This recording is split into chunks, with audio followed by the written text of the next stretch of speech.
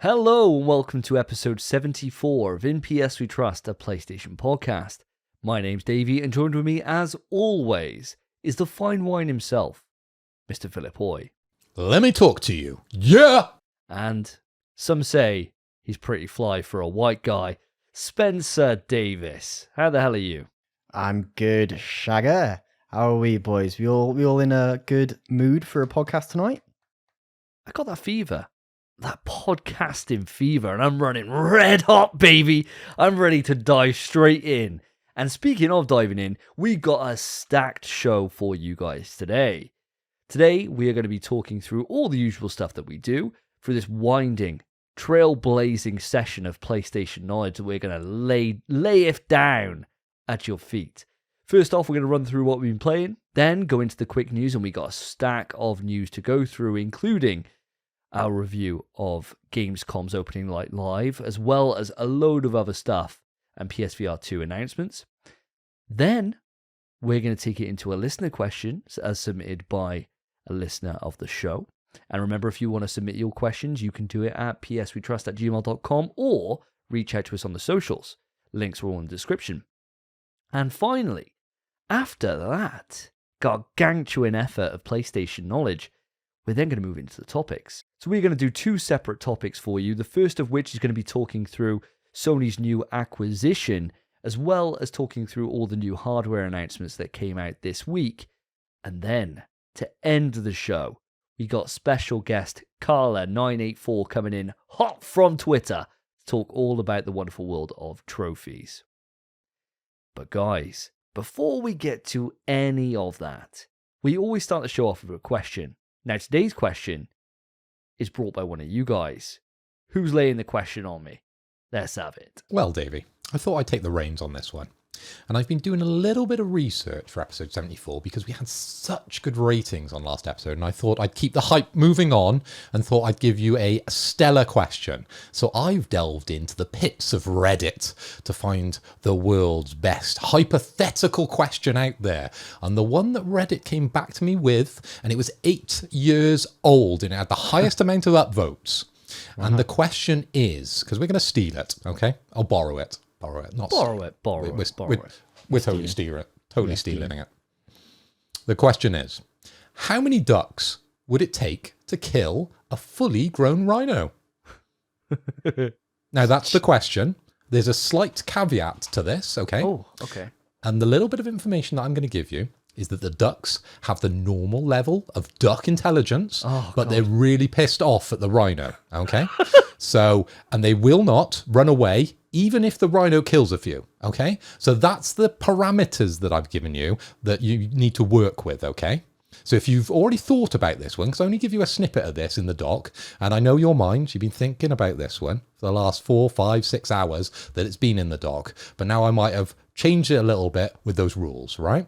And I can see you, Davey, you're looking a little bit fidgety, so I'm going to give you a little bit more time and go to my man, Spence. What do you think? I want a number and then a little bit of an explanation of how many ducks it would take to kill a fully grown rhino, okay? I think a full-grown rhino, how many ducks? A fuck-off massive rhino. It would have to be at least like 3,000 ducks. I'd have to think. 3,000? I think it has to be loads. Have Do you know how seen many? 3,000 of anything? That's quite a lot. I'm about to see 3,000 ducks, yeah. I think that rhino just has to walk and those ducks are getting massacred. I think it has to be such an insane amount to even stand a chance against a rhino. Ducks aren't damaging rhino skin. I feel like it has to be an insane number to stand a chance. Right, so you've got the volume. So what are they doing? How are they overthrowing this fully grown rhino with your 3,000 ducks? What are they doing? Are they just pecking at him? Or are they just getting in his way, mildly annoying him till he just gives up and just goes, fuck it, I'm dead? See, I don't think, like I said a second ago, I don't think they could do anything with that skin. He's got tough skin, a rhino.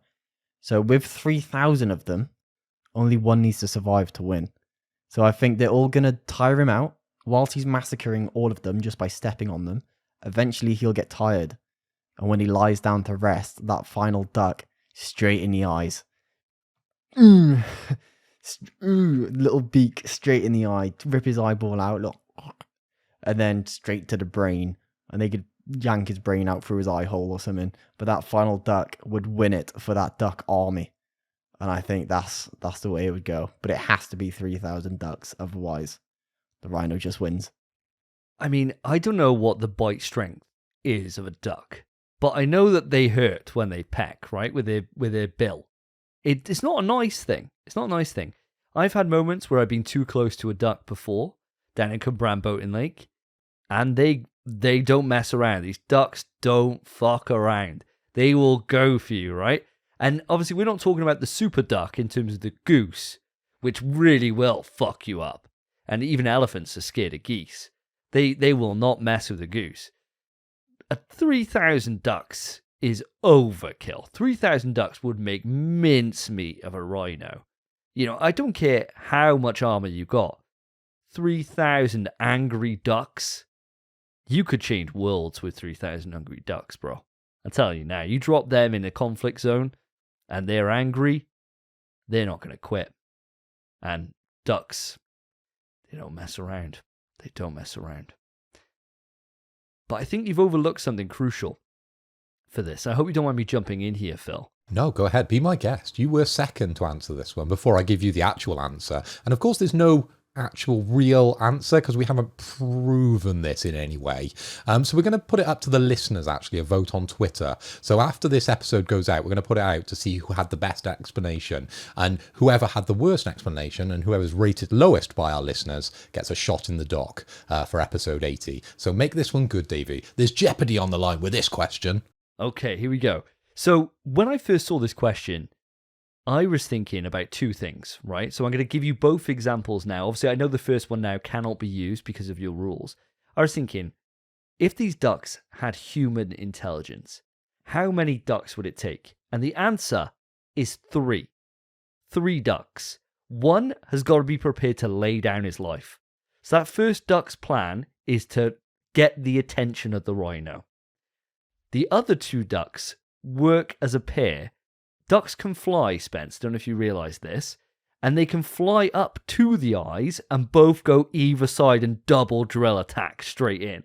So the one gets mashed. This ain't Pokemon, mate. Double drill attack. This isn't Pokemon. They use it's not that how real life, works. Double built, but they got human intelligence. So they're like, we got this, boys. So the one guy, he's like, Dave, your sacrifice will not be in vain. And he's like, I'm ready to die for the cause. And he's like there, he's like, come and get me. Like Jill in Death Island, right? Come and get me. Hey, you, I'm over here. And then the other ducks just go, dun, dun, dun, dun, dun, dun, dun, dun, dun, dun. Done. Game over. 3 duck combo. Without human intelligence, it gets a lot tougher. What happens if the rhino uses Harden? Fortunately, he can't do that, right? He can roll in a ball, but he can't protect. His eyes are always out, right? And if not the eyes, he's got those big, like, kind of ears there, which gives an opening as well. So a duck could go and embed himself, each duck, into those ear holes. I thought you were going to say, if not the eyes, he's always got an arsehole. That would be... like Ace Ventura. That would be a hard way for a duck to go out. I don't think any duck would be willing to lay down their life in that capacity. But without that as an option, how many ducks? I'm thinking, off the top of my head, I'm thinking it wouldn't be too high a number. I'm thinking about 20 ducks. And the way this works is that, they can't split into teams because they're just ducks. Oh, God, this gets way tougher. They're angry ducks, but normal duck intelligence, okay? Oh, God. That's all they've got, normal duck intelligence. Oh, God, this is going to make it so much harder. So I've seen ducks when they go for bread, right? When you've chucked bread into the lake, they're going nuts for it. They come out of nowhere, descend, like really bomb down to get that bread. They really want that crust if you chuck that into the water. They're savages. You don't want to put a kid or a dog around that because the dog's going to lose an eye or lose something. Well, in this scenario, these ducks are angry and they're looking at that rhino like bread. And so what they're going to do is 20 of them are just going to be swarming down and just diving in. 20 big bills diving into the side of a rhino, and they don't care about each other, ducks. They really don't care. They are savage little creatures when they get going. They will just go. And so that rhino's just going to be like, multiple concussions all over the body. 20 of them is going to do some serious internal damage. And the ducks may be dead on impact, right? They may very well die on impact. That rhino is dying a couple of hours later from internal bleeding. And he's going to topple over later on. Oof. Done. 20 ducks, done the job. That's my idea. Davey? What a stupid question. Okay, we've got Spencer highballing it with 3,000. I can't even say this without laughing. Fucking hell. Okay, Spencer, you've gone highball, 3,000 ducks. Davey, you've gone a little bit lower with 20 ducks. I'm going to go even lower because you haven't really left me a lot of options here. Spencer, you've gone for the swarm tactic, okay? Surely that's the obvious one. Overthrow him. Waves upon waves of ducks. He couldn't breathe. He couldn't get out of there. Eventually, you're going to suffocate that rhino, aren't you? Davey, 20 ducks? I'm not sure. I think he'd probably just walk all over those and it'd just be minced duck on the floor underneath those plodders of that rhino. But for me, I've been doing a little bit of research while you guys have been speaking, right? And as we know, I didn't really know, rhinos are famously not meat eaters, okay? I thought they may snack on a bit of meat now and again, but unfortunately not. That wasn't my get out of jail. But I'm trying to reverse it a little bit, switch things up. And I'm thinking, these ducks, they're not just normal ducks, okay? They're duck intelligent, but they are green ducks. You can get fully green ducks, okay? So I'm going to go for the trick attack. I'm going for one duck, one green duck, who pretends to be some vegetation. He puts himself in some long grass. Rhino comes along. He's a bit hungry. He's just had a fight off 20 ducks. And now he's sniffing around. He's like, what's that? What's that smell? Munches a little bit of grass. Next munch, he takes a bigger bite. And what's he got in his mouth? A full duck. It's a choking hazard, a duck. I don't know if you've ever eaten duck, but they're pretty big, right? And I'm imagining now he's trying to get that down his throat. It's gone sideways because the duck has moved himself around into the right position. He hasn't gone backwards. He hasn't gone forwards. He's gone sideways, okay? Into the rhino's mouth, posing as grass or a lump of grass.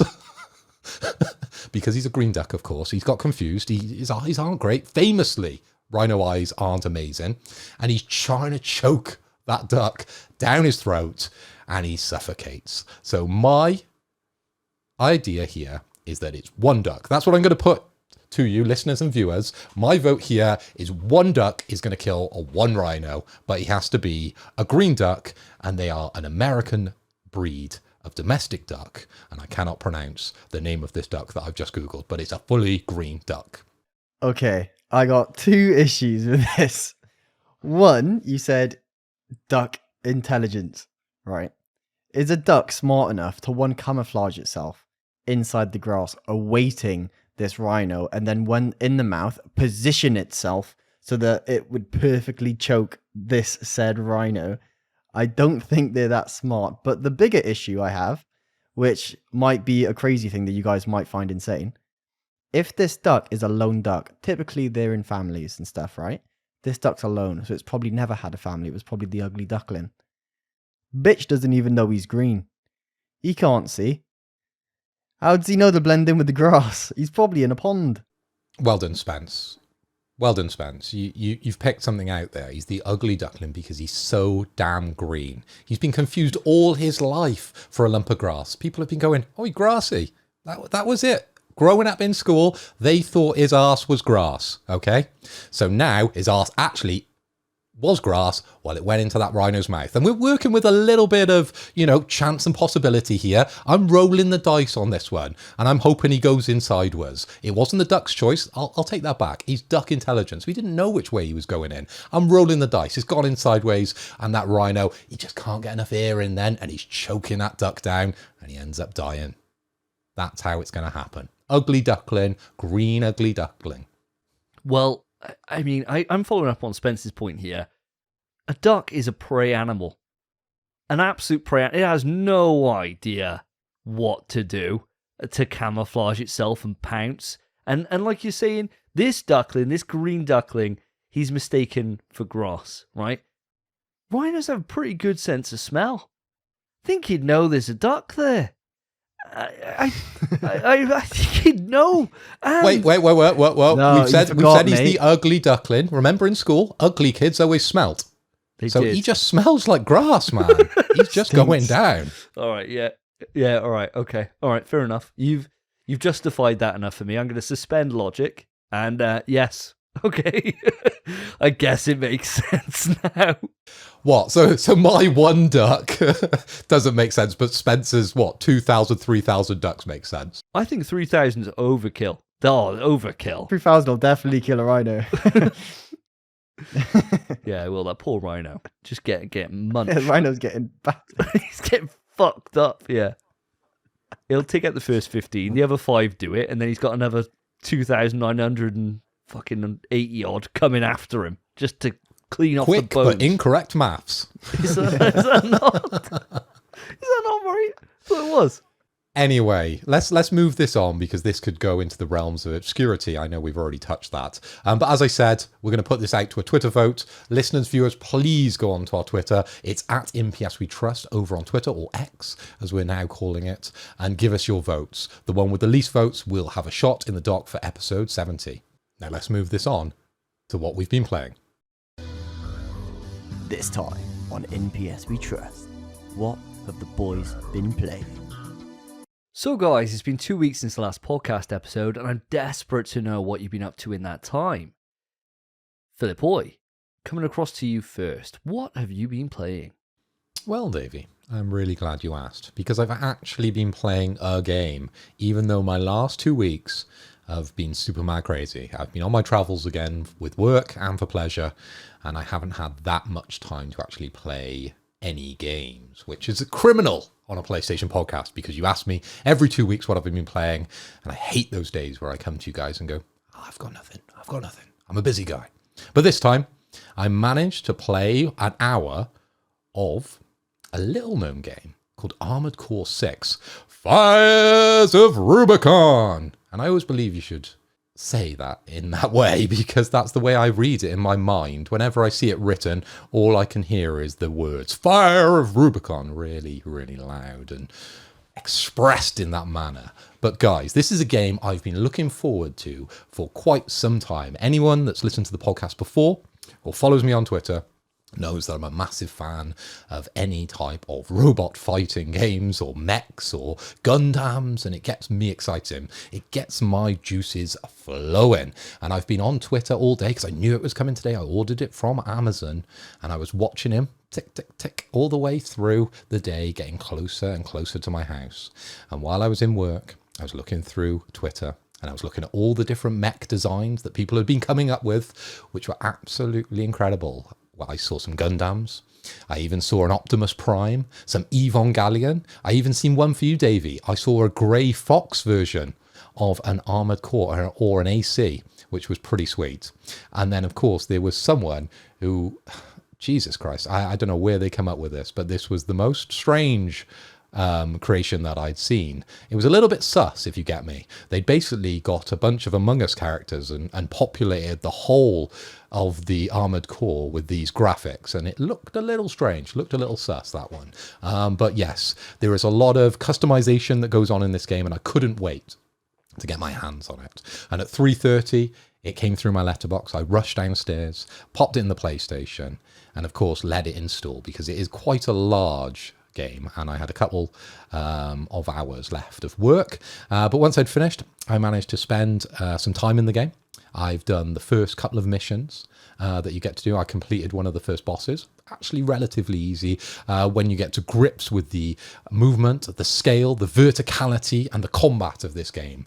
Because, my God, it is spectacular for the time I've spent in it. I've only spent an hour, but for the time I've spent there, I have been blown away. It's all the type of things, it's all the type of stuff that I remember very fondly from previous Armored Core games, but this is turned up to 11, okay? Because we're on the PlayStation 5, so this is a next-gen Armored Core, and it is just bringing back all the memories. It's just great, guys. But as I said, I'm only an hour in, but I'm not the only one that's been loving this game. I've been looking at the Metacritic scores. We've got 87%. The Open Critic results of 85. So yes, I think it's been well received for now. I know, Davey, both me and you, we had this sort of criticism that potentially it's going to go down like a lead balloon because you're going to get a lot of Bloodborners, you're going to get a lot of people who enjoy FromSoft games, and they're going to dive into this expecting that sort of combat, expecting that sort of experience from Armored Core. But no, this game is unapologetic when it is saying what type of game it is, because it's an Armored Core game. They haven't tried to change anything to my knowledge at the moment. It is just what I've expected, but just on a better level. They've just elevated it to that 11 for me. And yeah, as I said, brilliant experience so far. Can't wait to jump back in. And we've got a bank holiday, guys, in the UK. Whee! So I'm off on Monday. So I've got a couple of days now where I can do some serious hours, do some serious damage on Armored Core. And then the next time we chat, I'll be knee deep in AC. Well, I'm glad to hear, Phil, that it is unapologetically Armoured Core, because that was the thing that we've always set the audience expectation of, is that Armoured Core is not for me. It is not for the Soulsborne people, it's for people that like Armoured Core. And I'm glad to hear that this one actually seems like a well-designed game. Because to come out with like an 85 on Metacritic, sure, that might slip from now, you know, when it gets into the hands of everyone and all these people that have never played Armoured Core before, and are then tasked with reviewing it and think, what the fuck is this? Why am I having to manage this kind of system? They may then bump that score downwards. But to come out of the gate with an 85 or in the 80s for Armored Core is like pretty much unheard of. You know, I think the last one was like a 60 odd on Metacritic. So what a huge change round for this series. And I'm glad for someone like yourself, who is a massive fan of Armored Core, that you can find enjoyment for it and it's made for you. Because ultimately, that's what you want from any series, isn't it? For it to appeal to the fans who enjoy it. So I'm glad to hear it. Certainly one I'm not going to buy. I know it ain't for me. But I'm glad for you. And that's always a nice thing to have. Don't know if you've got any thoughts on this, Spence. Oh, I'm the same as you, Davey. It's not a game for me. As much as I love FromSoft, I'm not kind of just a blind FromSoft devotee. I'm not just going to buy everything they release. I want the Souls games. Armored Core is definitely not my kind of game. Phil, it makes perfect sense that it's yours. I'm glad that it's good. Really glad. And I'm just glad to see you playing games, man. Vermintide, you just finished. Was it Vermintide? What was it? Necromunda Hired Gun was my last completion. Wasn't a platinum. I didn't have the time to do that, but you know, busy guy from day to day. But this one I have been looking forward to, and I have got the extra couple of days off, as I've mentioned, to really get deep into Armored Core. Hell yeah, man. That's the kind of thing, like, you just got these side games now that you're playing on your own when you have that time. I'm trying to do the same thing at the moment, but I'm just loving seeing it, mate. Loving seeing it, especially with games that are specifically kind of your kind of games. Like your Warhammers, your Armored Cores, your mechs, that kind of stuff. Playing what you want, man. Sick. Exactly right. The world is a big, open platform of games. There is too many there to experience, and tell you what, guys, I've experienced one that I never thought I'd experience. So let me take you on a bit of a wild ride with this. I was sitting there and the August sale had just begun. And I was scrolling through, Spence was on with Party Chat with me, and we were just scrolling through the store, seeing if anything stood out. So you got all the different kind of games that can't be mentioned that were all included in there, so all the different Resident Evils, we can say at this point. And I was scrolling through and thinking, oh yeah, I've already got all these, nothing really too much here. And I stumbled upon this little game that was £2.83. And the first thing that caught me was the title. There is a genie in my Szechuan sauce. And I thought, what the fuck is this? And I clicked on it and it had a trailer. And it had possibly the best theme I've ever heard in my life. And I'm going to play it for you now.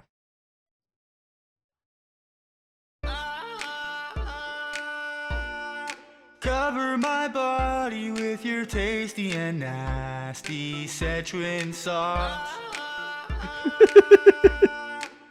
You dirty genie, you need to put it on me. Jeez. You are the nasty genie of my dreams.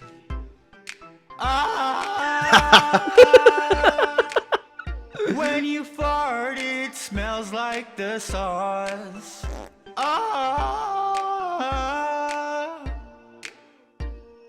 Wait for me in the heaven of death.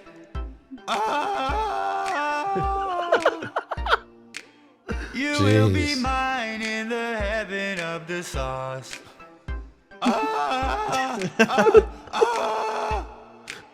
Your fidget spinner make the world go round. What a line. Is this Faded Black? In my dreams, I dream about dreaming about you. Yeah, you heard me right. You are the dream that I dream about dreaming. Please put the sauce on me. Yeah. What an iconic masterpiece of a song. And I heard that and I thought, God, I'm not going to buy this. It's going to be terrible, this game. I'm not going to buy it. And I scrolled down the list. I just kept on going. But all in my head was thinking, there's a genie in my Szechuan sauce. I got it now. And it's remastered. This game has been remastered. It was released in 2017. And after much to-in and fro-in, I put down the hard-earned cash and bought it for £2.83.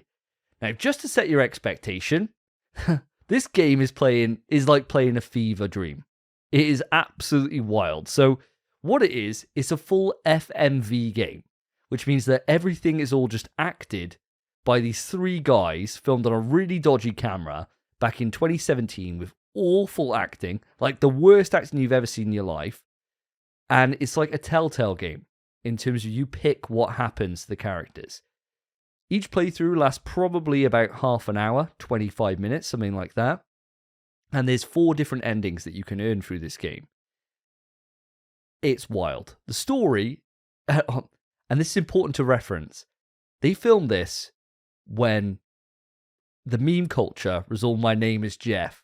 My name Jeff," and fidget spinners and all that stuff. So the entire thing is like a time capsule back to 2017, where you're seeing all these old memes and all these old things just be totally repeated time after time after time. And it's cringy, but there's something really charming about it.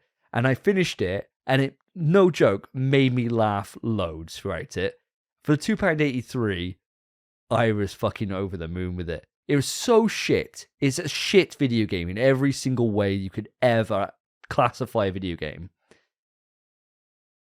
But would I buy it and play it again? You're goddamn right I would. And I've got the platinum trophy. Ooh, that's a platinum. Oh, baby. There's a genie in my Szechuan sauce. That platinum took me about an hour and 15.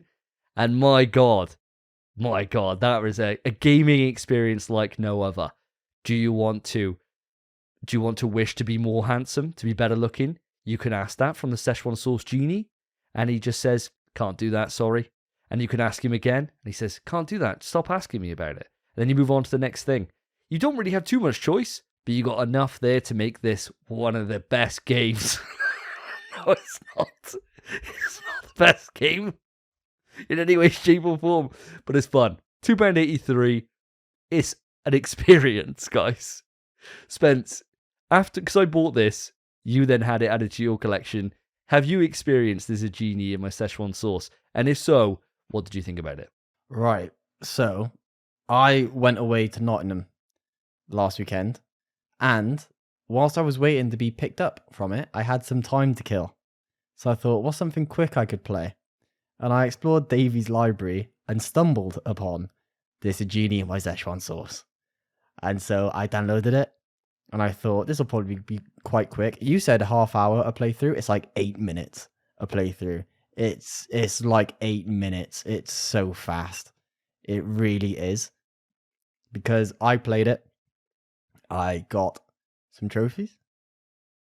But one big trophy, I got a platinum. Ooh, that's a platinum. And it only took me about 40 minutes, if that. It was freaking fast. But I will say, weirdly enough, as terrible as this game is, they're clearly very good friends. And there's a certain charm to this game.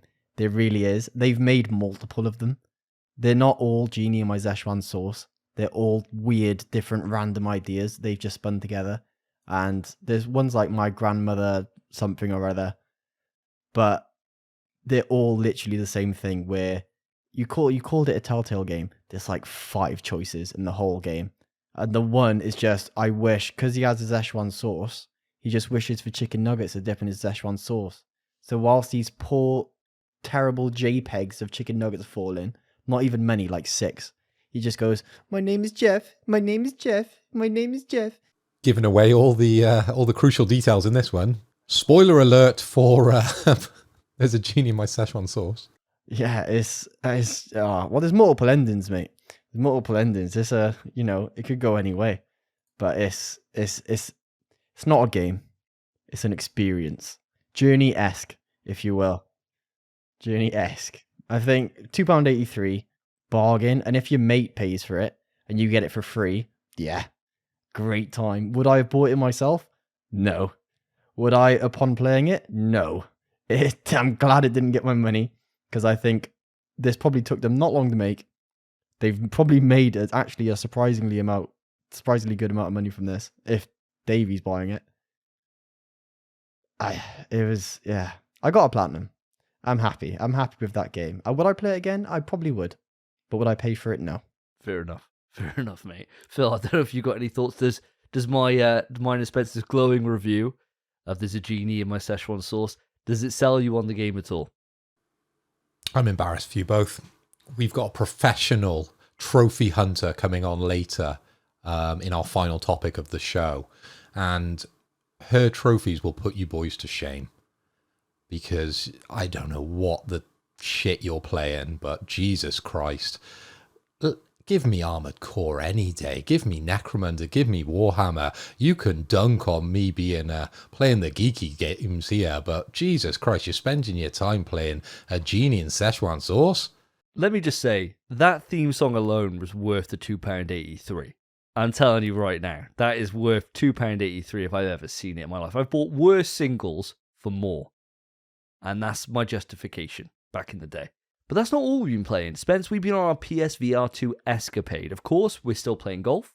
Still trying to grind for that platinum trophy, which is still eluding us, getting that perfect kind of run on the first course of hard. But we've played 2 shooters. Now, the first you bought, which is After the Fall for PSVR 2. We've played now for a couple of different sessions. How are you finding it? Give me your thoughts on the game. Sure. So the game is basically, it's kind of a post-apocalyptic world kind of thing. There's these weird creatures. They're not aliens or something. They're kind of like, they seem to be kind of like clickers, where they're a fungus kind of thing. They come through the walls and stuff, but they're not. They're clearly just kind of like zombies or something. But they look like aliens, let's say. And there's giant versions. There's the regular ones. There's some that are like covered in ice, and the ice acts as armor that you have to break to then be able to do damage to them. But it's basically just first-person shooter in VR. The way the guns handle is really good. It makes you calibrate every time. It's quite specific about this, where it just wants it to feel good. And you have the option as well going into the game to manually reload your weapon. So in a tense situation, you might be fumbling your hands and not able to reload. Or you could get the game to reload for you at the press of a button, but you do half damage. And I think that's really cool that that's in the game, because usually it's give or take. You either have to reload yourself or you press a button and that's the way it is. This gives you the option, but at a price. Well, the manual reloading, like you say, that is a case of, you eject the magazine, put the magazine in, recock the gun, good to go. With the kind of auto reload, if you will, on your chest, you've got 2 pouches. And so what happens is when you empty your clips, you press a button to empty your magazines and you just slide them on top of the pouches. And that's how it auto reloads.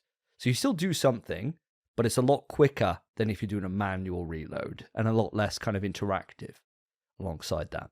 Good little bit of clarification, mate. I wasn't actually sure how the auto reload worked, so that's good. But yeah, for that game, that's basically how it works, and you just kind of do levels. What we've done at the moment, we've been doing kind of scavenger runs, I think they call it. They call something of the sort, where you just go out, you kill a bunch, survey the land, and try to just get loot and upgrade your weapons, stuff like that. You can find floppy disks, which if you survive to the end with the floppy disk, you unlock loot so it'll be attachments or new weapons or something of the sort, and you just spend money that you earn from killing these enemies on those upgrades and on those new weapons. And the main kind of point of the game is to just get busted by the end. The story, I'm kind of not really there for the story at the minute. I'm sure it might be all right.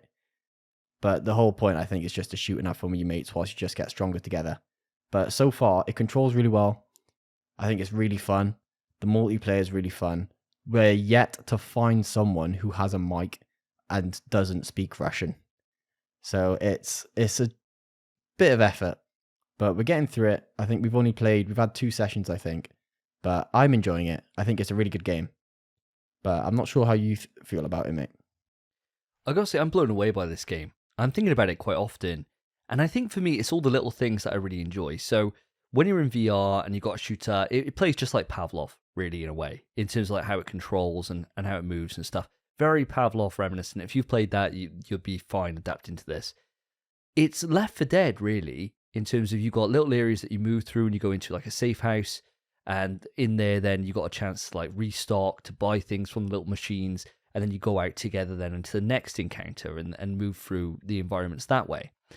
What I like about it is that when you first boot up into it, you are immediately just in the zone, in terms of you go into like a shared lobby and there's loads of players in there, and it's really easy just to squad up and form a squad and go out there together. And our first one we did was like a private session, just me and Spence, and then we just went into just a normal lobby where everyone else was and just tried out kind of the social tools in terms of partying up just while you're there.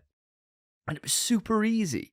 And sure, like Spence said, at the time we were playing, it seemed like as if all the Russians were on and we couldn't get any other English people on. But in terms of actually joining and getting into games, we played with these 2 players that must have put hours into this game, and they are cracked. And so we thought we were doing all right. We thought we were okay. They came out there with some crazy ass pistols they'd unlocked, and they were just smoking enemies. And they were just ended up kind of hard carrying us through it, even though I don't think we needed it. But they were just blasting everything. And he's like, oh, okay, I'll just kind of tag along and shoot the occasional thing here and there. But it was just a great co-op experience. And for me, it just does so much for immersion. Like so many little things that you can interact with or kind of mess around with. Even when it comes to customization of your weapons, you go to like a pedestal, you attach your gun onto it, you physically buy the parts from the store that's next to it, go and carry those over and attach those to your gun, strip parts off it. Everything's just really immersive. And for what is a game that came out on PSVR originally, quite a long time ago, they've just done a lot to this game, and it just feels really slick, feels great. The graphics are nice. I've got nothing bad to say about it. I think it's a great experience, something that I think I'm going to be wanting to play alongside golf for the foreseeable. I think I've had a great time in it for our sessions that we've had, and I can't wait for more. But then in contrast to that, Spence, we played a game that my gut was telling me no. My gut was telling me no. There's too many warning flags. There's too many things that are telling you this ain't going to be good. But curiosity got the better of me. And you know what they say? Curiosity killed the fucking cat. Because we bought Firewall Ultra, or more specifically, I bought Firewall Ultra. Now, this released only yesterday, as of the day of recording. Came out for us at 5 p.m. on Thursday the 24th of August, the day before recording. And I dived in after work, eager as a little beaver, just to run in there and start doing some strategizing, start going through these Rainbow Six Siege-ass levels and destroying some guys, disarming some laptops and some bombs and all this stuff. The reality of this is that we spent about 2 hours in there, and we couldn't get into a game. Not one single game. The only thing we could do was do the co-op, which is designed for 4 players. So for 2 players, you either don't have enough ammunition or you get blasted out the ass frame fucking 1. Absolutely solid. Now, I'm sure that we could grind our way. We could put our fucking top tier alpha elite gamer heads on, and we could force our way through this if we did enough practice runs. But to me, we got fucked on this game, Spence. Now, before we start talking about the features and kind of everything else that makes this game unique and makes it stand out from some of the other shooters that we've had on PSVR 2, what was your experience like last night, Spence? Was it much different from what I'm kind of laid out here? Well, mate, we played it together, man. It was literally the only thing we could do was that PvE or the PvP was just you versus me. Just 1v1. And the PvP in that game is first to 2 rounds. That was it. You could probably customize it, I'm not sure. But it was that, and it's either kill them or you win by attacking, which is taking data from the laptop or defending the laptop. That is it. Kind of like a headquarters kind of game mode from Call of Duty or other first-person shooters. But it's first to 2. So we played that for about 6 minutes, maybe. And that was the only PvP game we played because we could not find a lobby. It was actually quite miserable, our experience with the game. I think the PvE, like you said, designed for 4 players. We did have one attempt that was really good. And I think it was only like our second attempt of it as well. But then we quickly found, we were like, oh, we almost did it that time. Let's jump back in. Poof, poof. We got blasted immediately. We were like, what the? All right, try again. Same thing. We get close to the end. I'm out of ammo. Start stabbing people. You get shot in the face. It's clearly designed for 4 players. And at the moment, the matchmaking just doesn't work. So kind of exactly how you said, mate. Just a miserable time. It got to the point where at the end, we were in that hub staring at each other. We were just like, golf? Yeah, go on golf. Yeah. And that's what it was. So guys, you've talked about 2 PSVR 2 games here. One that's relatively positive and one that's relatively negative. And I know we covered the outrageous comments from Ryan McCaffrey on last episode of the podcast, where he said there was no games and it already feels dead. Now, I'm sensing one of those games probably isn't going to be changing young Ryan's mind, but would the other one maybe change his mind if he had some time playing this one? I think it would, I think after the fall, especially if you get a couple of people or just one other person to play with, even if you went in solo, you could find a group really quick. It's always full, that game, and it's so seamless to get in and play.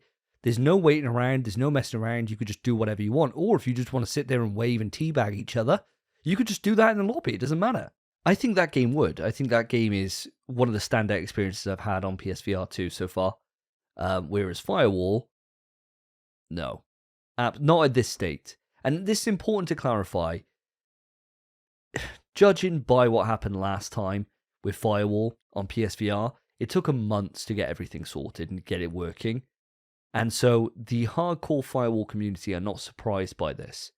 It's just a shame that Firewall ended on such a high note that they've hyped everyone up into thinking, yeah, let's dive into this. And now we're experiencing what Firewall, felt originally on PSVR 1. And for me, it's just inexcusable. I think this game, the red flags that I talked about earlier, were a case that it wasn't out for review. You couldn't get a reviewer's copy. Now, full transparency, I tried to get a review copy of this game. I went out, reached out to their community manager, reached out to Sony, tried to do it, and they put every single fucking barrier you can imagine in front. And it turns out that nobody got a review copy, literally no one. So that is straight away a red flag. Immediately a red flag. Then we're like 2 days after, still no reviews up. So it means that people just aren't even bothering to cover it, which again is another red flag. And surprise, surprise, no betas, nothing like that. And you get a game that doesn't work. There's a reason why people do betas, right? It's so that you can get around these issues at launch. You can make sure you got your servers working properly, your matchmaking works, things like this. There's other issues as well. I was saying to Spence yesterday that when I aimed my gun in that game, for whatever reason, it would always aim off to the right slightly. That is not a me issue. That is widespread across Twitter and across Facebook groups that I'm in for PSVR 2. Loads of people reporting it. There's so many different issues with this game. Arms of the characters like warping into their body, so it looks like you got some kind of like third arm poking out your crotch. So you got some dick hand. There's all these weird little bugs that are just all over the place in this game. And this is a game which has been published by Sony. So it does make you think, like, what the fuck? Like, they've given the studio the kind of resources and the support to say, yeah, let's get this out there, especially when Crossfire comes out next week. Direct competition to this. They've got hardly any work to do, Crossfire, to make their game a success. Whereas this had one job. It lives and dies on its multiplayer, because that is what the game is. And it doesn't have multiplayer that you can do in a squad. You can do it on your own. If I went to join a lobby, I could join it on my own. And I'd have to wait 10 minutes before I get into a game. But I can't join with Spence. Impossible. And for what is a team game that's built on team tactics, you need a squad. But at the moment, that ain't happening. So, yeah, Ryan McCaffrey would be certainly right in his assumption that this would be a waste of his time. We've been extremely negative to Firewall so far, and rightfully so, to be fair. The game doesn't work. But I would like to point out some positives with the game. The biggest one probably being the eye tracking features in this game. Everything in this game you control with your eye tracking. So when you're changing your weapon, you hold circle on your controller and you look at what you want to change to. So you look at the grenade, you'll then pull out your grenade. Stuff like that. And it's actually insane. When you're holding your grenade, you hold R2 to pull out the pin and you look where you want it to go. You don't physically throw it, you look where you want it to go, and that is exactly where it will land. It's really good, it works really well. But the coolest thing, I think, is that if someone throws a flashbang at you, the effects are a lot weaker if you physically close your eyes when it goes off. If you actually close your eyes, the game knows and you don't get flashbanged.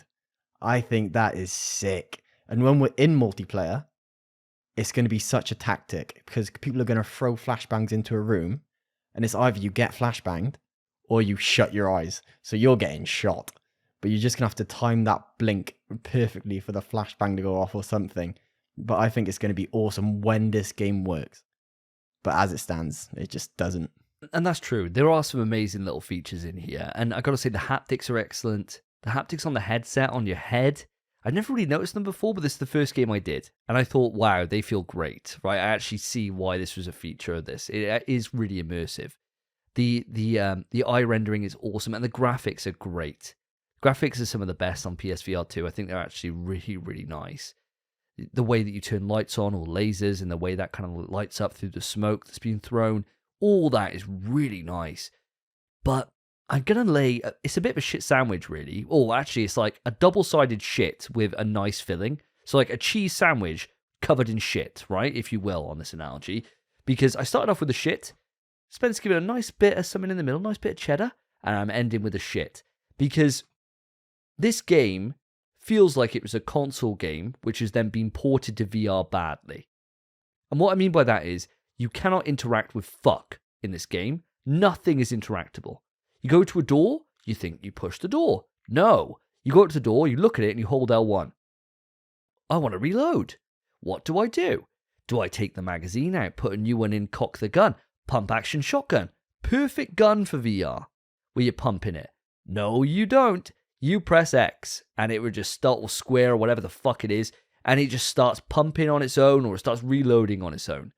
It's like, oh, for fuck's sake, literally everything that they could do to give you some semblance of control. A grenade.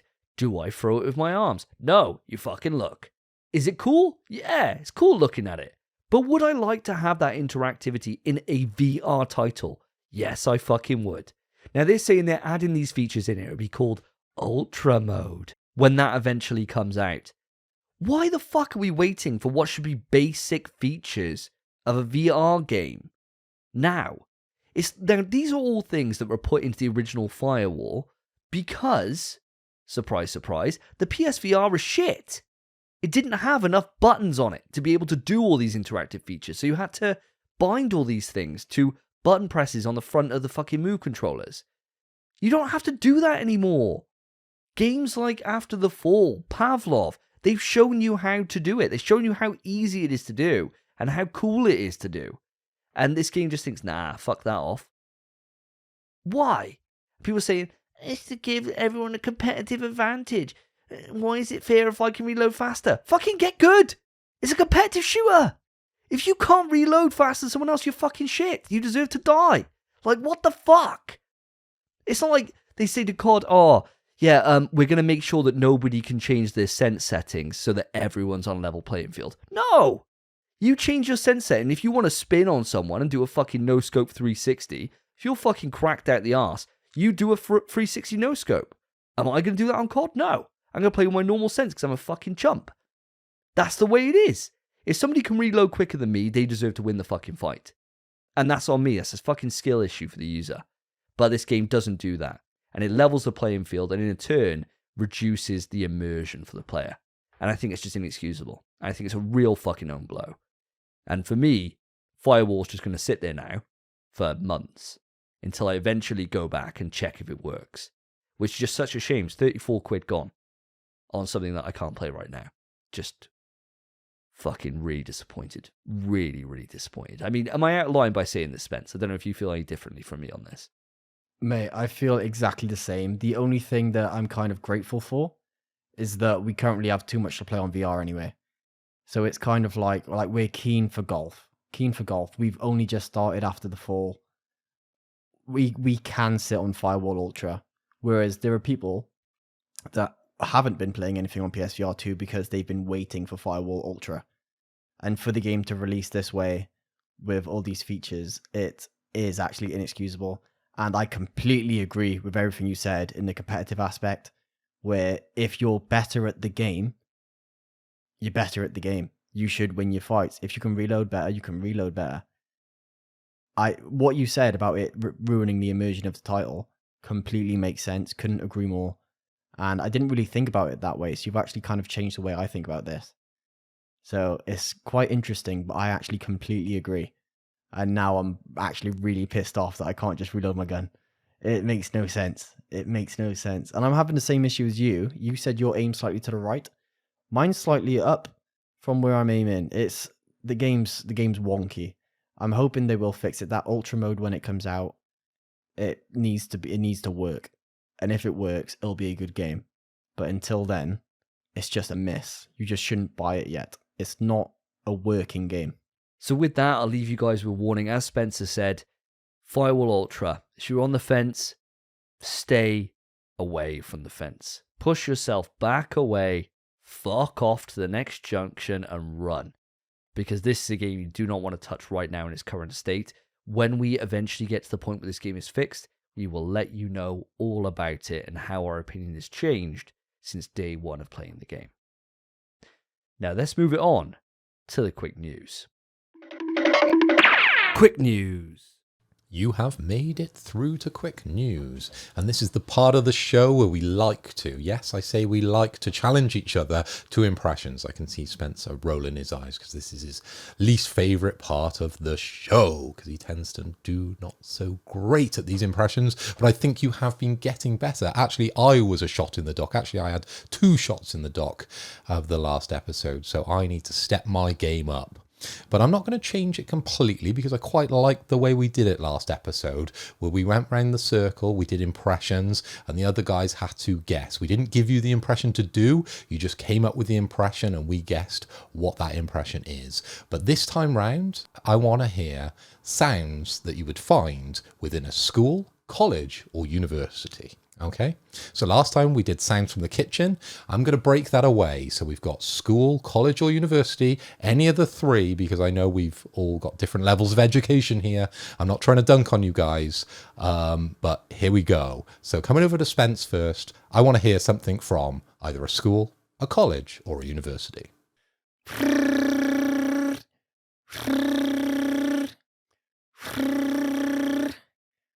Telephone.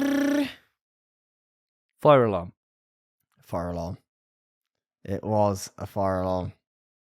Nice. I had that in my head because a Fair, fire alarm fair. went off in work the other day and we had to evacuate. Literally had that in my head.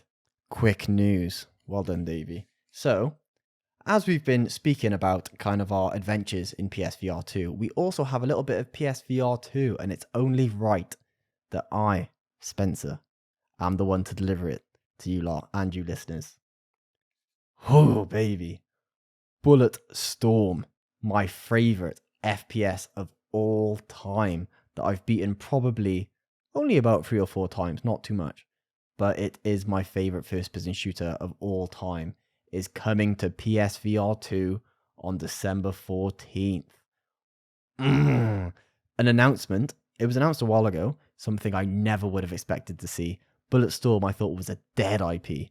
Never see anything from it. And I'm getting it on VR. Oh, baby. Now, Davey, I don't know if you've ever played Bulletstorm, but you definitely have a PSVR 2. Are you going to be picking this up? And do you have a history with this game? Great question. Bulletstorm is a game that I'm very acutely aware of, and I remember playing a demo back in the day of Bulletstorm, really enjoying it, but actually never giving the game a full chance for some reason. And it's one of those games that's always been on the kind of hit list in terms of I need to experience this, and especially as you love it so much. It's a game that I feel, we're always pushing Metal Gear on you, and the Game That Can't Be Mentioned series, so I feel like I owe it to myself that I have to try it and see it through. And with PSVR 2 being the catalyst for that, why the hell not? And I take it you're probably going to be the one buying this one. So I get it for free as well, I guess. Yeah, you're 100% right. This game, it's like Synapse, where you just have a whip on your one arm and a big old gun in the other. You just grab enemies, yank them towards you, and they slow-mo right in front of you, and you just pa, pa, pa, pa. Perfect game for PSVR 2. Phil, I don't know if you have a history with Bulletstorm, but if you do, it's a great game. You should play it anyway. You could play the normal version. But have you seen the trailers for this? And does it entice you towards the PSVR 2? Well, Spencer, I'm glad you asked, because I have got a history with Bulletstorm. I did play the original back in 2011. I did check out the link that was in the doc. I did my research. And once I got through the age verification section of the Sony website, yes, this one is, I believe, an 18, because you had to give your age before they would show you any of the screenshots, any of the nice little GIFs that they had on the website. But I was pleased to see that combat which you mentioned exists. And I think with this one, VR, this is a brilliant transition here. I think this is something that's going to be super interesting, because Bulletstorm, as you said, it is famous for that whip, bringing someone towards you and having that kind of explosion of that person as you destroy them, as you decimate them with the vast array of weaponry that's available in Bulletstorm. So I hope they keep that up. I know the same developers are involved. They were called People Can Fly. The original, of course, was Epic and EA, but that's moved over now to just solely People Can Fly and a company called Incuvo. I hope I've pronounced that one right.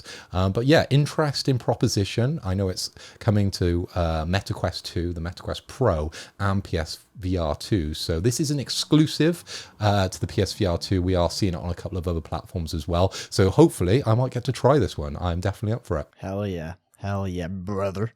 So what I'll do, Davey, we are swinging it all the way around to you. I mean, all the way around you next. I'm literally passing it next to me, but it's coming across to you. Give us your impression of anything from a high school, college, or university. Here you go, guys. Clock. Metronome. Metronome.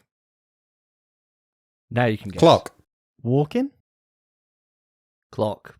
Well done, Mr. Oh, White. well, Just a clock? Okay, cool. Yeah, you're looking at that clock. You're waiting for that time to count down before you can go on break. Or you can go on lunch. Or you can go home and get out of there and enjoy Scummer. Enjoy Scummer? Oh, Scummer? that's just the scummy girls. Hooray. Yeah, Scummer. Let's get my Scummer on, baby. Quick news. I got a double whammy for you guys.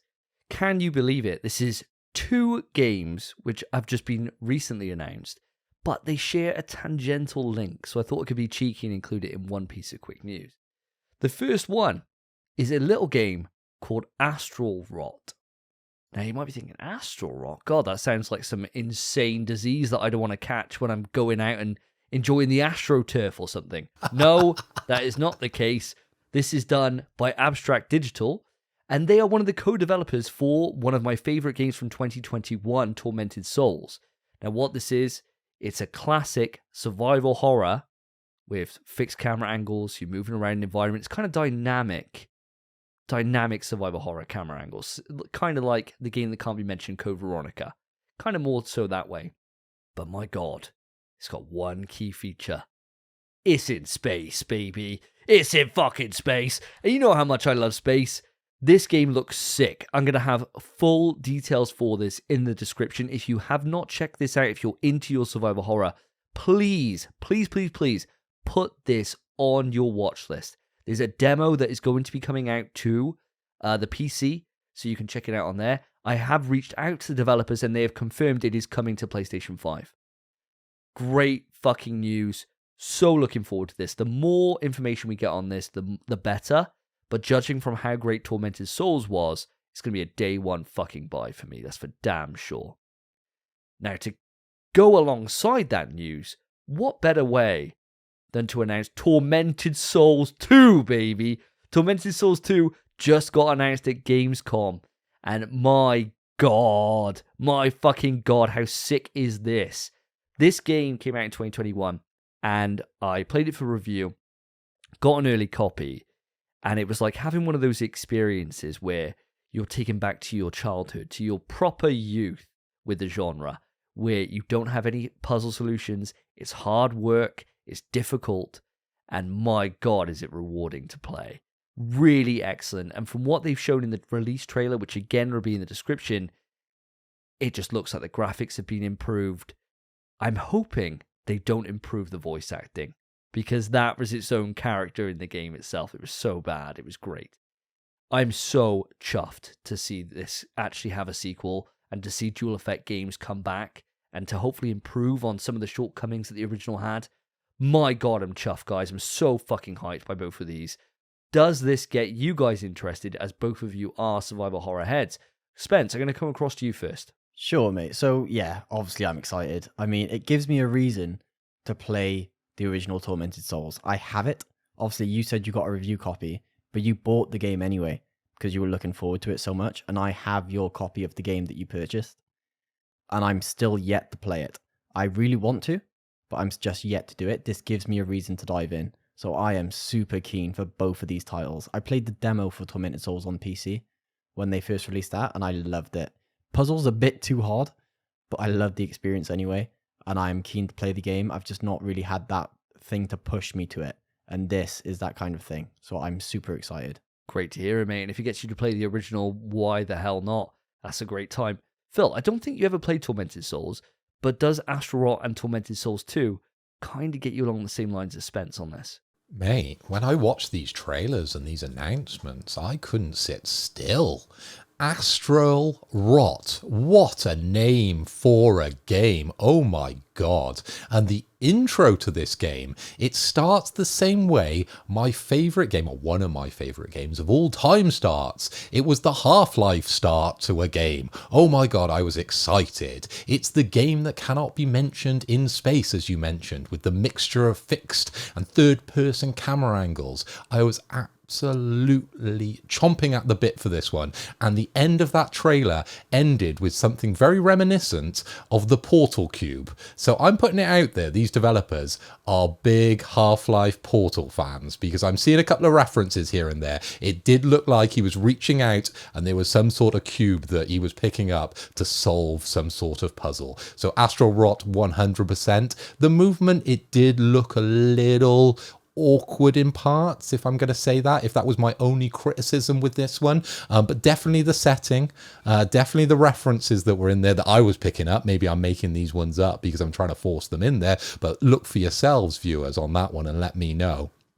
But when we're talking about Tormented Soul, I very much bought this game straight after you did your review up on the SSJ Davey channel, and I bought this and I put it on my shelf and I thought, I'm going to get round to this. I still haven't. I know you absolutely loved it, but you did complain about the combat. And you did complain that those puzzles are super difficult, as Spencer mentioned. So I think it's one of those games that I will dip into. I keep promising. And it's probably going to get bumped up that list a little bit because Tormented Souls coming 2024, and I need to round it out by finishing Tormented Souls before Tormented Souls 2 comes out. But I'm definitely invested in both these games. Astral Rot would be the cherry on the top for me. I'm really interested in that one. Well, you've heard it here first, guys. There is a lot of praise here for these games. Do yourself a favour, check them out. Let's move this quick news over to Mr. Hoy. Phil, what have you got for us?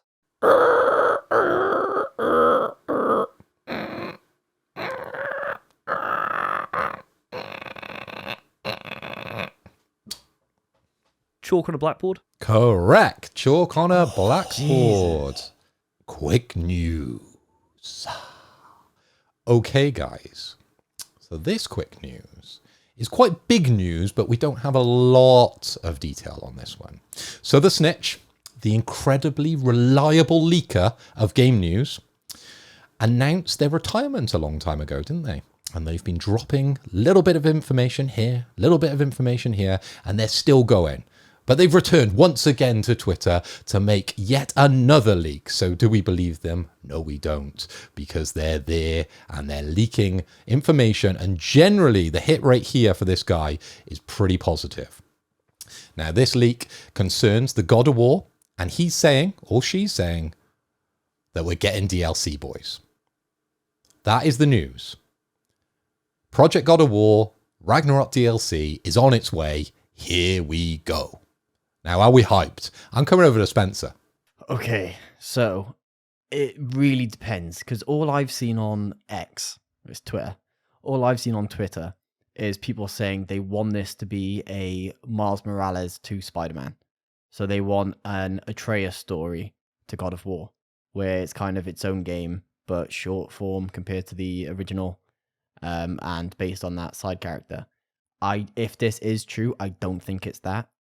I think it would just be Kratos and Freya probably going about and maybe following Atreus, or like Kratos being a good little dad, making sure he's okay or something, or trying to track him or whatever. I think that'd be quite nice. But I don't think it would be a full-fledged game if this is true.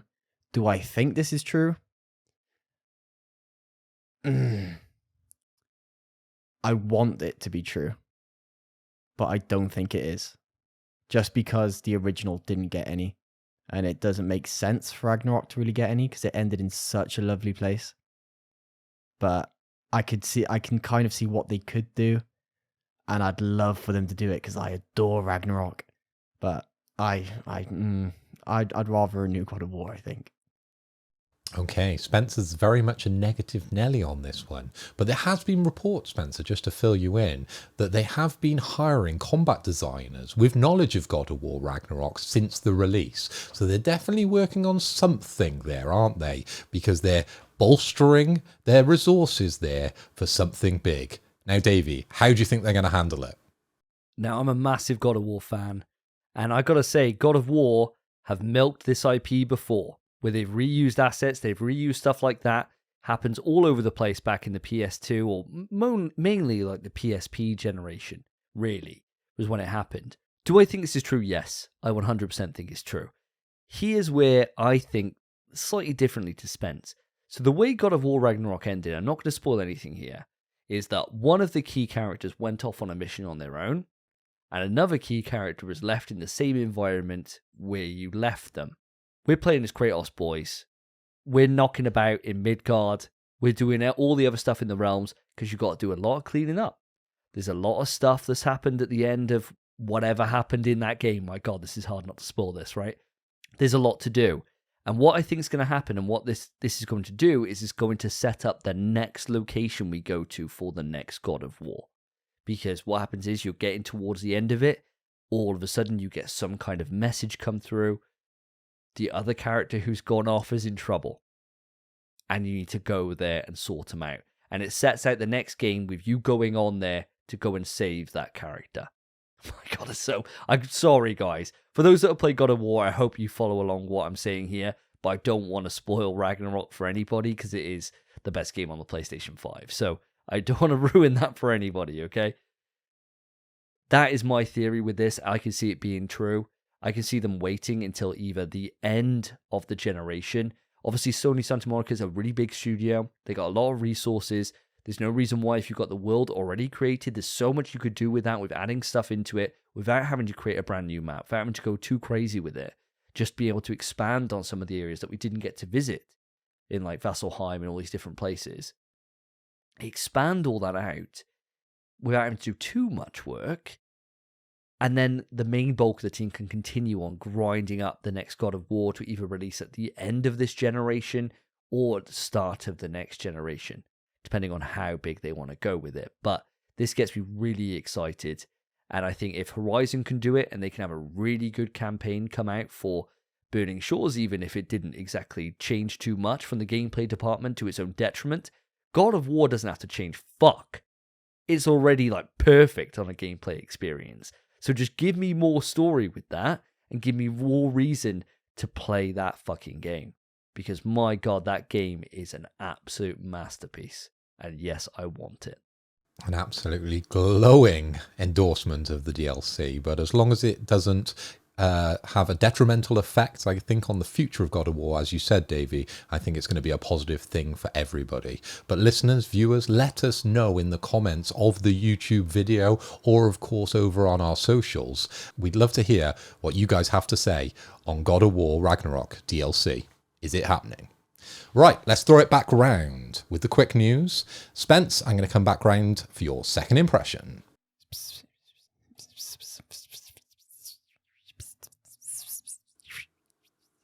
Whispering in class?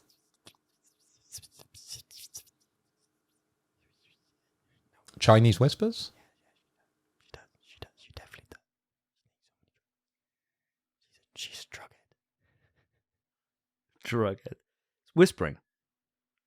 Something specific to schools, college, unis. Chinese whispers. Something specific to women. Gossip. The gossip. Bitching? They love a gossip, don't they? Gossiping. It was gossiping, yeah. Was that gossiping? Ah, okay, Yeah, we're going with gossip. Yeah. There's rumours and gossip all about schools, man. All about everyone's got rumours. Who shat on the stairs?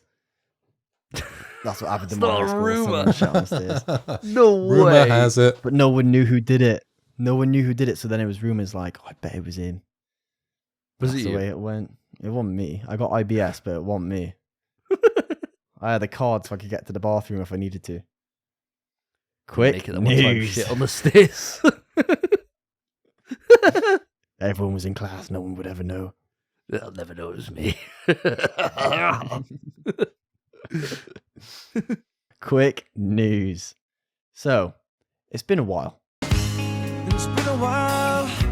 since we talked about Call of Duty. Has it? Not really. But we're talking about it again. Call of Duty Modern Warfare 3 has confirmed beta dates. Oh, baby.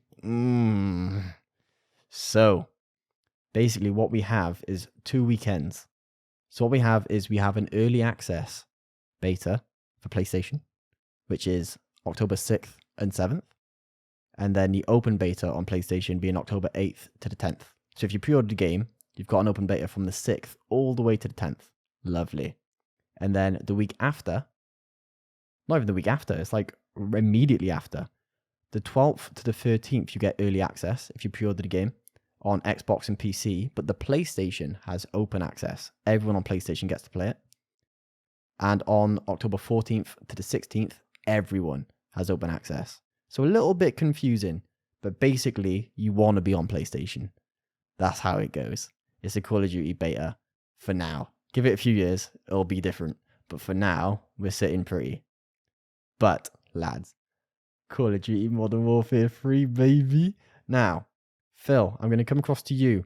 You've been back with us on Call of Duty. I know you're a big fan of the raids. You're not so keen on the multiplayer. But this is a fresh start for all of us. I think you hopped on Call of Duty a little bit late. We could be starting at the same time. Are you excited for this beta? And will you be joining us on it? 100%, mate. I'll be there day one with you guys because we are on PlayStation. We are getting it first, and we are still getting it first probably not for that much longer. But it does make me laugh when I read it and they said early access for Xbox 12th to 13th, but we get it on the 6th to the 7th with the early access on PlayStation. Yeah, baby, it feels great to be in the PlayStation Nation, and it feels great to be with you lads as we tackle Modern Warfare 3. Let's do it, boys. Hands in. Davey, I don't even think I need to ask, but are you going to be in on this beta? Oh, baby! It's time! I'm gonna go in there, smoke all these noobs! They've never played Call of Duty before! It's my first time playing! Here I come, baby! I'm gonna be eating my free dinner! No SBMM! Nothing they can do to stop the tirade! The flood's coming, boys! And it's coming to get ya! Yeah, really looking forward to it, Spence. Can't wait, to be honest. I'm really, really excited. I've only just deleted Modern Warfare 2 off the hard drive because I thought, right, I've got to stop playing this game. This now gets me back in. And yeah, I can't fucking wait. I'm so buzzing for it. And I suppose it's important to clarify, this is the last time we're going to be getting this beta early access, guys, because this is the end of the marketing deal. So unless, for some reason, PlayStation managed to put over a bucket ton of cash and Microsoft agreed to it, we ain't seeing this kind of treatment again. So we want to make sure that we use this treatment to our advantage and get a heads up on these Xbox scrubbos. And that is all I'm going to say, boys. Let's eat them while the eating is free. Hum. I love that one. That's class. Well, I think we're all in agreement. We're all very excited. Some of us a bit too excited, but we're all very excited for this Call of Duty open beta. We know they slap. They always slap, and this one's going to be no different. Let's get it, boys.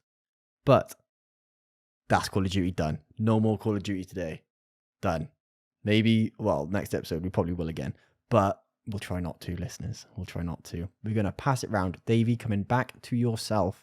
Give us another impression from a high school, college, university. Anything you want.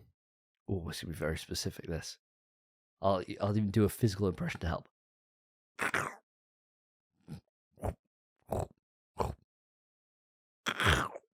Eating an apple. A teacher eating an apple. Teacher They've eating an been apple. given. Well done. Well done. Teacher eating an apple they've been given. Great shout. Quick news. Phasmophobia. Now, we've been talking a lot about PSVR 2 today, and it ain't going to stop now. The train is in the station, baby, and it's about to shoot off again. But unfortunately, this train's had a fucking breakdown. We've had breaking news today. Phasmophobia has been delayed. It was supposed to come out at the end of this month, and here is the note from the developer. So I'm going to read this verbatim. Dear Phasmophobia community, first and foremost, we'd like to thank you all for your support and that you are just as excited as we are for the console release. Due to a recent fire incident in our office building and unprecedented development issues, our ability to test and develop has been significantly impacted. After careful consideration, we have made the tough decision to delay the console release, initially set for August, while we get everything sorted. We are now aiming for a special launch during the week leading up to Halloween this October.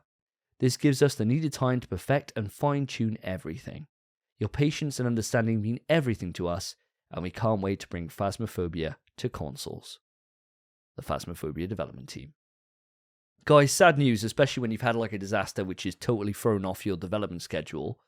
But, from my take on this, perfect goddamn timing. To come out in the lead up to Halloween? Can you ask for better timing than that for a release? I mean, Spence, as somebody who has a PSVR 2 and somebody that was interested in Phasmophobia as I was for day one on its launch, are you gutted this is delayed, or do you think this is actually quite fortuitous? I mean, the reasoning for the delay is not ideal. But am I grateful it's delayed? Hell yeah. Because as I said earlier on in the show, we already have bucket loads to play. That being on the PS5 or the PSVR 2. All I want to play is some golf, man. Some nice, calm golf. And try get that platinum. And we've already got so many distractions with, well, regretfully, Firewall. And thankfully, After the Fall. But Phasmophobia, I'm glad to not have that extra distraction just yet. And like you said, that release window being lead up to Halloween.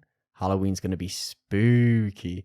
I think that's going to be great. In the dark, Phasmophobia, hunting for monsters or whatever you do in that game. I don't know. I've never played it. But Hunting I for think ghosts, what a mate. great time to learn. Hunting for ghosts. Hunting for ghosts, you're ghost hunters. So you go in and the idea is you go into like a haunted house and you've got to figure out, they're all haunted. You've got to figure out what kind of ghost it is. So you go in, you buy certain things, which then some things will anger ghosts. So you might, put down a cross, or poltergeist ain't gonna like that cross. You go mental for that, and then people start getting taken out. But you got to use all different things and build up clues to be able to build a case file about what kind of ghost it is. Think Luigi's Mansion for slightly older kids. Yeah. Except no sucking them up in a vacuum. Yeah, just a vacuum, Luigi's Mansion. No sucking them up. No sucking. them No up. sucking. There's none of that. No Damn, sucking involved. I love a kid suck. But, oh well. I mean, I'm keen for it. I am keen for it, but I'm not upset that it's delayed. I think it's fine, and it's a bit more apt that it's going to be coming out in the Halloween season. So it's fine. Not fine for the developers. Fine for the players. Kind of. I mean, it's a bit hard to frame because it's not a nice reason it was delayed. But I'm not too upset that it is delayed. But I also am, if you know what I mean. Good God, he's so indecisive. Phil, have you got any opinions on this? Do we believe the reasoning? I quite enjoy that this was all just set up. You know, there's been a recent article, hasn't there, in the British news at the moment that there was a pub. It was like a wonky looking pub and it suddenly caught on fire. And there was all this controversy, wasn't there, that who did it? Who set it on fire? Do we really believe that some development equipment caught on fire? Right? Couldn't they have come up with something slightly better? You know, they could have said they've got ghosts in the system. Woo! Surely that's a better story than, oh yeah, it caught fire. Nah, mate, it's just been nudged back a little bit because that window's just so much nicer because it's close to Halloween. Come on, let's just be honest. Do we even see any pictures of this fire? Like, I want to hear proof. No. We are the podcast now that puts the wrongs to right. I want to go out now and see these developers post a photo of this so-called fire. Let's see it. Bring it on, guys. I don't believe it. Fake news. You know what, mate? I think you're actually onto something. They probably thought, you know what, let's fake a fire so that we can release the same time as Spider-Man. That's going to do good for us on the PSVR. That's insane. What ridiculous. Immediately, first thing he says, do we believe this? I think out of all the stories they could make up, a fire. I believe the fire, mate. I wholeheartedly. I'd love to see. I wouldn't love to see. It's hard. I'm so indecisive today. It'd be nice to see some evidence. I agree with you. And that crooked pub, damn shame. That is a catastrophe. People are selling the bricks on eBay for like 300 quid. It's ridiculous. But I believe this fire. The wonky pub is obviously an inside job, right? 100%. But I think with this one, Spence hit the nail on the head here, right? That why would you put it into October, which is fucking nuts for a release schedule? Watch there be another fire, mate. That's what's going to happen. Oh, that's just the typical thing to say. Oh, there was a fire. We'll use that one the next time the podcast is a little bit late. We'll go, there was a fire in the studio, wasn't there? Sorry, guys. Fire.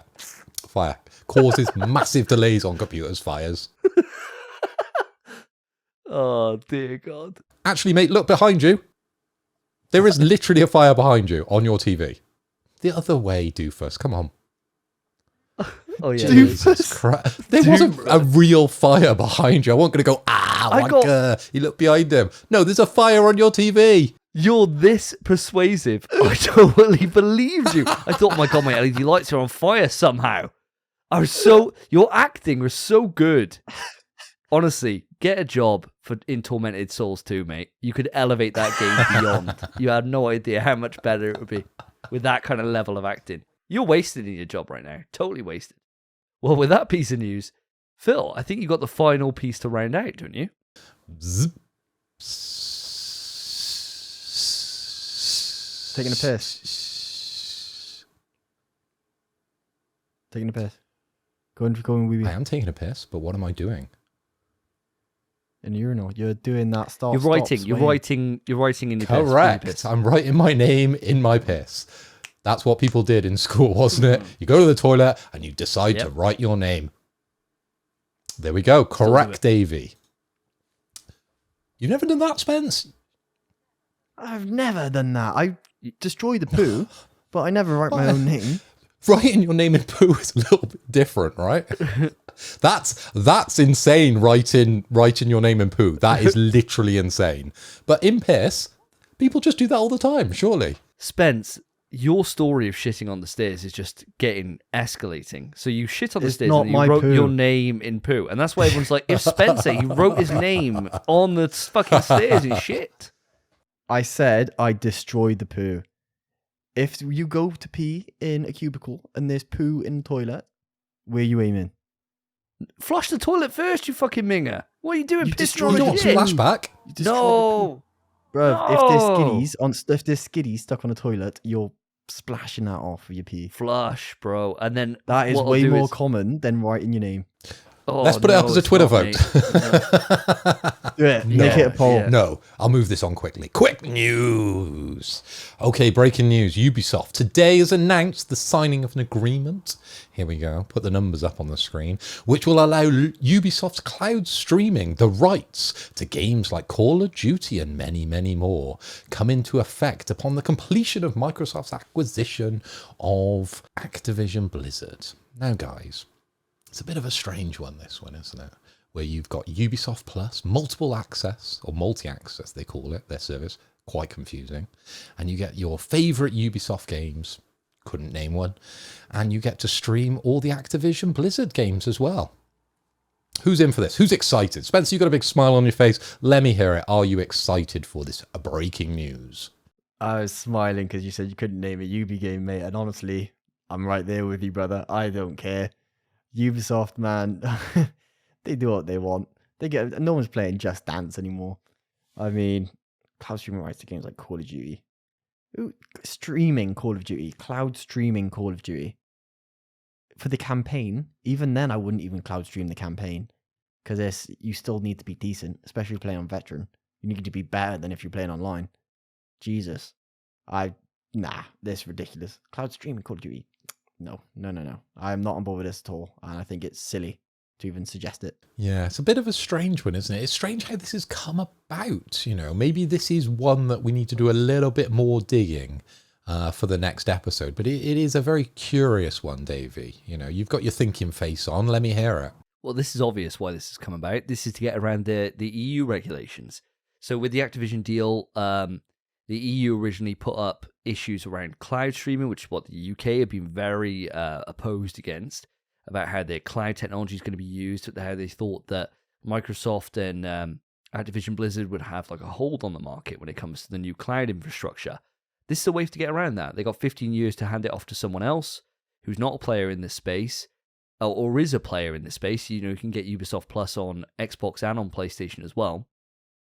And here we go. It's open to more platforms. That's all it is. It's just to get around the deal. That's exactly what it is. And in terms of Ubisoft games, you got Watch Dogs, you got Assassin's Creed, you got Siege, if you wanted to play that in cloud. And on the Activision side, you can play Diablo. Overwatch, I guess. I mean, is this for me? No, absolutely not. I'm not interested whatsoever.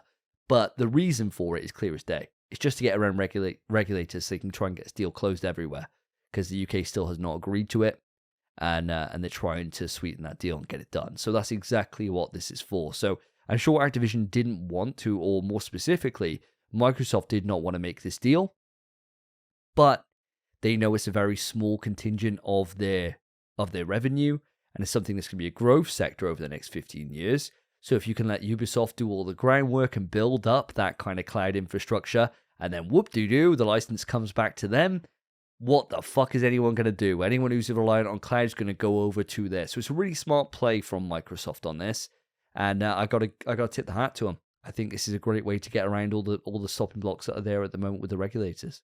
There we go. You heard it from the horse's mouth. Very much smoking the Ubisoft crack pipe there. with their cloud streaming. Jesus Christ. Not investing in that for me.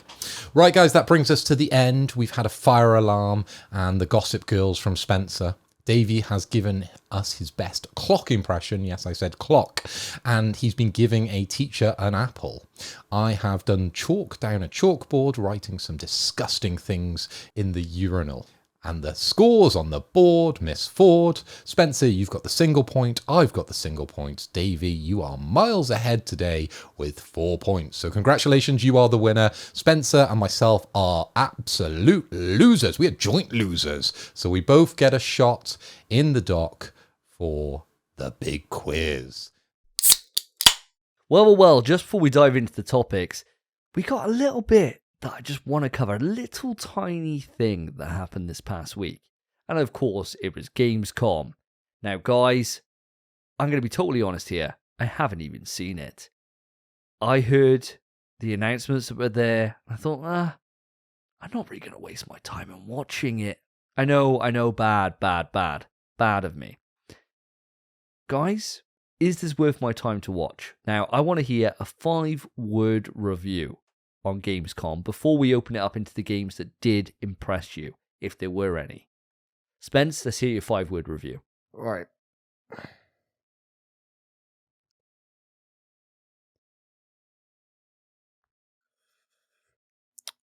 I could have watched One Piece.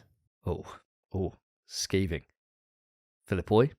Okay. Well, my 5-word review for opening night live, because I very much did spend my time watching it. I even watched the pre-show, which was painful. Do not watch the pre-show for it. They had some strange comedian. It was the most awkward thing I have ever watched in my entire life. But my 5-word review was an absolute waste of time, mate. It was a 4-word, but I had to put mate on the end, right? You had 5 words, so mate. My 5th word for this one, because it was a waste of time. Wow. So I've really just gained, if anything, from not watching this. So both of you guys went through the torture of actually seeing this through. So I suppose the question is then, why was it so bad, and what is your review score? Spence, passing it back round to you. Well, I suppose it was bad just because there wasn't really anything there. Like, they showed some decent stuff. That's it. There was no big hitters. There was a lot of kind of fodder, a lot of stuff we've kind of maybe already seen. Just nothing really to make it stand out. And then aside from that, it was just a typical Jeff Keighley presentation, which I like Jeff Keighley. I like him a lot. But I expect him to deliver. He's the one who gifted Elden Ring upon us. I want another Elden Ring. And this just didn't give that. My rating for this Gamescom presentation a 4, and I think 4's quite generous, but I'm going to give him a 4. Wow, one of the lowest ones we've ever seen then. Mr. Hoy, how do you feel? Well, Davey, I think Jeff himself knew this was going to be a little bit of a lowball. This wasn't going to go down well. He knew it because he put out on Twitter and he tried to set people's expectations very low. He said there's going to be no big reveals. There's going to be no big bangers here that you normally expect from Jeff Keighley when he takes to the stage. We're just going to get a bunch of updates on games you already know about. But unfortunately for the PlayStation Nation, there wasn't much substance there for us. Of course, there was some nice PC stuff, there was some nice Xbox stuff, but we're representing here on the PlayStation podcast of choice. 5th biggest, I believe we are now, 5th best PlayStation podcast. We are honing in on the top spot. But for this opening night live, my rating is a sad 2 out of 10 because there was something very specific within this, which was nothing really to do with games, which actually made me laugh quite a lot. But outside that, it was a waste of my time, unfortunately. As I said, waste of my time, mate. Wow, a 2 out of 10. That is literally the worst score we've ever given for, I think, anything on this show. I don't think we've ever gone down to this point of giving it 2. We've been pretty sour on stuff, but 2 is really bad. Wow. So I suppose it's worth asking, and if there's nothing, we'll just move this on to the next part of the show. But was there anything that stood out to you? Was there any games that you thought, oh, that at least looks interesting, even if it is something that we were excited about? Like for me personally, the game I was most excited to see here, and this sets my expectation, is Call of Duty. That was the game I was most excited about. I suppose before I pass it over to yourselves to give your impressions, or if there is any games you want to shout out, how was COD? How was COD Modern Warfare 3? Because I still haven't seen the trailer to this day. Well, my friend, it's a decent trailer. I wouldn't say it's a mind-blowing trailer. It's a COD trailer. It's what you expect from a Call of Duty trailer. It's basically just more Modern Warfare 2. But to be fair, it looks gorgeous. It really does. Like, there was one point where I was looking at it and I was like, oh my god, that's gameplay. And it's just stunning. But aside from that, it's just a Call of Duty trailer. There's nothing really mind-blowing in it. It's just a COD trailer, yeah. I think for me, they'd have to do something pretty special for a Call of Duty trailer to stand out.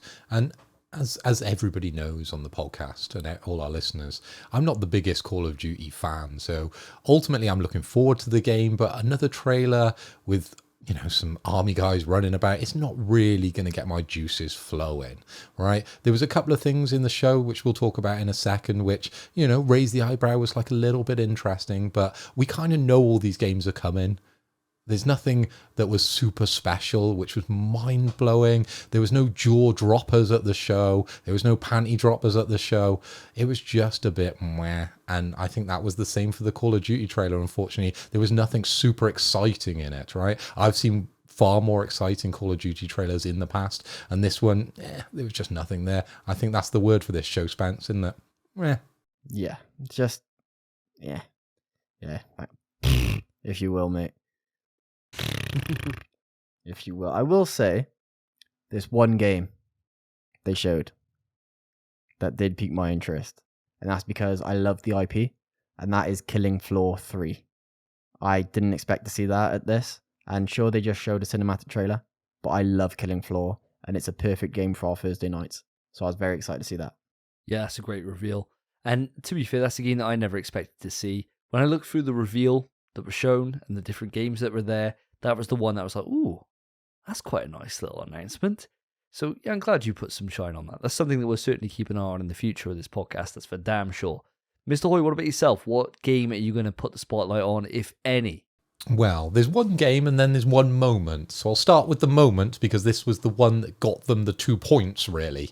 And it was having the Marvel Snap guy back on stage. Because my God, have I got a crush on this guy. Seriously, it's a bromance. This guy is incredible. The way he gets his point across with very minimal words, but a lot of expression in the way that he delivers things. Absolutely incredible. The update for Marvel Snap, unfortunately, it's just they've rebuilt it for PC from the ground up, okay? Nothing mega interesting, nothing mega crazy that's going to completely change the world of Marvel Snap. We got a cinematic trailer. It was relatively interesting. We got a bit of Ghost Rider fighting Deadpool. Great.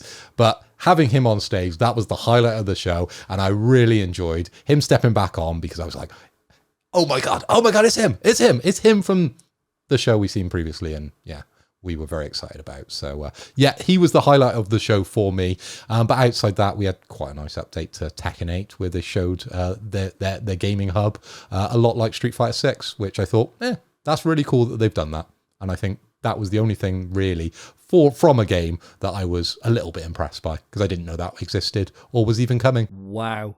What a fucking dour show. If that's what you got a cinematic trailer and looking at the hub in Tekken 8. Jesus Christ. Well, I'm glad that I saved my time and didn't watch it.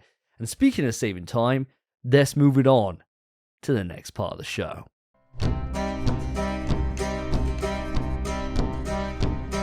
There once was a show some time ago that asked 4 questions every fortnight or so. It became so rare they weren't prepared to have a versatile rhyme. Oh God, I'm scrambling now to get a word that rhymes, so how can I wrap this up? I'll take this mail and go. What was that, boys? That was quite nice, wasn't it? I don't think I've ever heard that before. Oh, lovely. That must mean we've got a new bit of the show. Or at least that's something that didn't have a jingle before. So lads and listeners especially, we've been listening. Oh, we're the listeners now. You have reached out to us again. And by you, of course, I mean Lurian. Who else could it be? Lurian has come in with another question. And by question, I mean a novel. This is a big one. But I'll read it out to you boys verbatim. And then we will answer Lurian's question as best we can. I hope you're ready. It's a big one. So, verbatim. Firewall Ultra is the first legitimate PlayStation Live service game of the new wave so far, which may tell us a few things about Sony's live service game blueprint. They won't be free to play. The base game will be priced. They'll have 1-year roadmaps, 3-month seasons, free content such as game modes maps, and in his opinion, cheap and fair monetization that can be earned in-game. On paper, this all seems pretty fair and positive. It doesn't seem like we're being bent over a barrel. If this is how they treat Helldivers 2 and The Last of Us Factions, however, do you think this is acceptable, or do you think each game will be different? Helldivers 2 is next. If it follows this blueprint, how will you feel? Positive? Worried? Personally, Lurian would be worried if Helldivers 2 was free to play because he wants it to be a premium experience packed with content off the bat, with new gameplay over time keeping it varied. I like when devs make their money back initially. What do you hope from Helldivers and how do you feel about this? Big old paragraph, but basically he's kind of taking Firewall Ultra as the base for service games going forward. Not sure how you boys feel about this. I'm going to give it, it's quite a big question. So one of you might want time to ponder, one of you might not. So open floor. Whoever wants to go first, crack on. Right, Spence, I'll dive in on this. So I looked at the question when it was posed earlier on today, and I got to say, Lurian, you do love a good little ramble. But it's a great ramble. It's a great question to ask, and something that I've given quite a bit of thought. Now, I don't know about yourself, Lurian, and this goes for the same for the audience as well. I don't know how much you know about Helldivers, but one thing's for goddamn certain. Arrowhead, like an arrow, they hit their target. They don't fucking miss. And what's going to happen is you're going to have a game that's fully feature-rich from the off. That's going to have a price tag associated with that. And what's going to happen is you're going to have free support over the length of that game with DLC for weapons and little bits of content they add in as they do. That's exactly what they did in Helldivers, the original. They will do exactly that now. Lurian, there's one thing I want to contend with on this. You're saying that Firewall is part of Sony's slate now when it comes to live service games. I actually disagree with you. I know this was published by Sony, but I don't think it's part of that. I don't count it as that. For me, I think this sweep begins when we get to the likes of Fair Games and Marathon.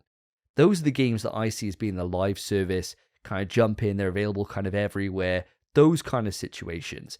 I think when you've got such a closed economy as PSVR 2, it doesn't warrant itself for that. And from what First Contact have done here with Firewall, it's very much in line with what they've done previously.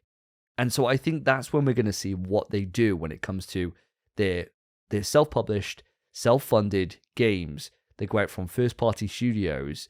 We're going to see that next year when it comes to the likes of those two games I've mentioned. Now, as I've said, games like Helldivers 2, no reason to worry. I think that all of these games, one thing that Sony's really good at, and this is the same for Factions as well, is that they let the developers decide on the best way for their game. And sure, there's probably loads of stuff we see in the background in terms of what Sony want to do and what they'll, actually greenlight and all this stuff. But I don't think we got anything to worry about here. I think whatever the studio pitches as their design decision for the game and their way to monetize is going to be what Sony goes forward. I think each game's going to kind of treat it differently. And I think each game, depending on the genre it is and the background that game has and its kind of lineage, will dictate the way that it delivers content. And so I think, that we haven't seen this yet begin. And that we will start seeing that from next year with the likes of Fairground and Marathon. But they will handle it in their own unique ways. Fair play, mate. You've quite a lot of insight in there, I think. And I like that you're referencing the future and your opinion on this. But, Phil, do you share that opinion? Or do you have a different one? Lay it on me. Well, Spencer, I'm glad you asked, and I'm really glad to see the main hot dog himself, Lurian, featured on the show once again. Keep them coming thick and fast, my friend, because we very much welcome these questions. And I can see you've done your research, I can see you've spent your time trawling the internet for all this information. It's very valuable to sort of hear it out, read so perfectly by Spencer, I must admit. And you mentioned Helldivers 2. I'm very much looking forward to this game. Not a big Helldivers guy. It was the first time I'd ever play Helldivers the other day. So I'm not really too familiar with the way that was set up before. But the way Davey explains it, I could see that working again in the future. And I'm very happy for future games to follow the model that you very eloquently explained within your listener question, especially when you say that you can actually earn the content in the game as well as, you know, pay to play and pay to sort of level up. I very much hate games where it is kind of that block with kind of money, where it kind of forces you down a route rather than you can put in the grind, you can put in the time and effort, and you can earn those items in game itself.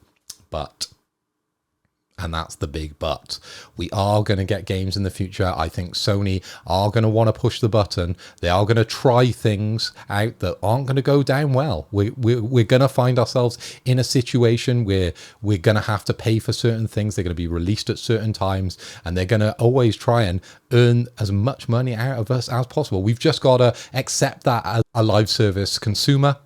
We've just got to accept that's the way these games go. You know, even if they do have the big price tag at the start, where you put down the big bucks to be able to buy games like The Last of Us Factions, we are going to find ourselves nickel and dimed, unfortunately. But that is the way games are at the moment. I don't like it. I'm not a big fan of these types of games. And unfortunately, I'm one of those guys that actually lose out a lot of the time because I miss out on a lot of quality content that's out there because I'm stubborn. I'm the old guy at the end of the day that doesn't want to buy DLC.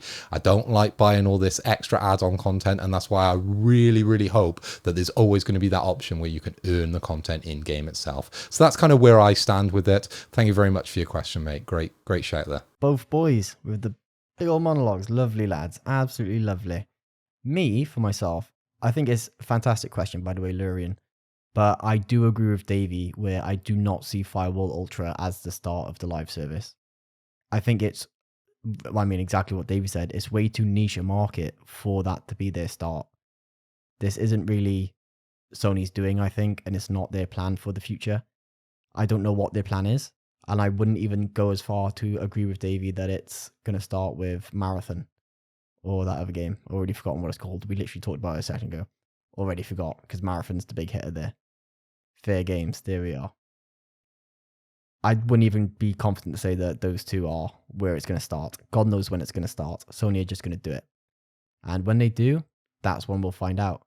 I definitely do not think that the way Firewall Ultra is gone is going to influence Helldivers or Last of Us Factions at all. So different. Such different games. Last of Us Factions, the original game, original Factions, had cosmetics you could buy and DLC weapons. Sure. That's fine. Kind of, anyway. But it is what it is. And Helldivers kind of had the same, where they released DLC for new missions, but you also got weapons included as well. But that's it. That's all they're going to do. And it's not going to be any scummy stuff. It's going to be like £2.49 for a gun. Same way most games do it. Hell, the game that can't be mentioned does it as well. You can get keys and nonsense for like £2 something. It's not something that's going to change. I think it's fine. And the way Sony are going to do this, I have no idea. But I really don't think Firewall is the blueprint for it. I think it's his own separate thing. And I'm honestly sick of talking about Firewall at this point. I want to forget about that game. Stop! Topic time! So boys, we are on the first topic of tonight, and we are discussing the absolute plethora of Sony hardware that is gracing our screens at the moment, and it's doing the rounds on the socials. We have seen the Portal remote player, and that is formerly Project Q. We have been seeing the Pulse Elite wireless headset as well as the Pulse Explorer wireless earbuds. And by God, these items are beautiful. Now we're going to go through one by one, and I'm going to hand over to Spencer to give us some technical details on the Portal remote player. Sure, mate. So, I'm not going to go over too much of what we already know, or what we've discussed in the past, because we know it's a streaming system where you can't actually download anything to it. We know you can hack it now as well, technically, you can get Android on it. But all we know now that's new, really, in that regard, is that they recommend you have an internet speed between 5 to 15 megabytes. And then it doesn't matter if you're at home next to your PS5, it helps. But you can also play games elsewhere and stream from your PS5 at home. But you need 2 very good internet connections for it to be good. Who knows? Who has faith in that? Who knows? But what we do know, what they've come out with on this blog post, verbatim, it says, the Portal remote player includes the key features of the DualSense wireless controller, including adaptive triggers and haptic feedback. The vibrant 8-inch LCD screen is capable of 1080p resolution at 60 FPS, and the prices for this system are $199.99 USD, €219.99 Euro, $199.99 GBP, insane, and 29,980 yen. So it's bit strange that it's the same for us and America, but those are the facts. We finally have a price for this system. Now, boys, you guys have been very negative on this in the past, and I've been quite positive. I mean, Phil, you kind of changed your mind after Twitter came about and we saw a bit of hands-on, but we're all very much a mixed bag with this. With this little bit of news and with the prices finally announced, has anyone's mind changed? Are you getting it? Does it seem reasonable? Who knows? Well, let me jump in straight away there, Spence. £199. Now, this thing, as I mentioned at the top of the topic, looks absolutely beautiful with its almost split DualSense controller surrounding the 8-inch LCD screen. It's a little bit of a pity that they didn't push that to an OLED screen and really show us the potential of a handheld that Sony could be putting out. But I'm a wily old fox, and I think they're going to be saving that, if this goes well, for a Portal Pro. We're seeing that a lot with PlayStation. We're seeing them give you a base model, then giving you a Pro model and upgrading a few bits and pieces. So I think if this sells well, we could possibly see an OLED screen, possibly, on a Portal Pro. Unfortunately, as we said, there's no Bluetooth.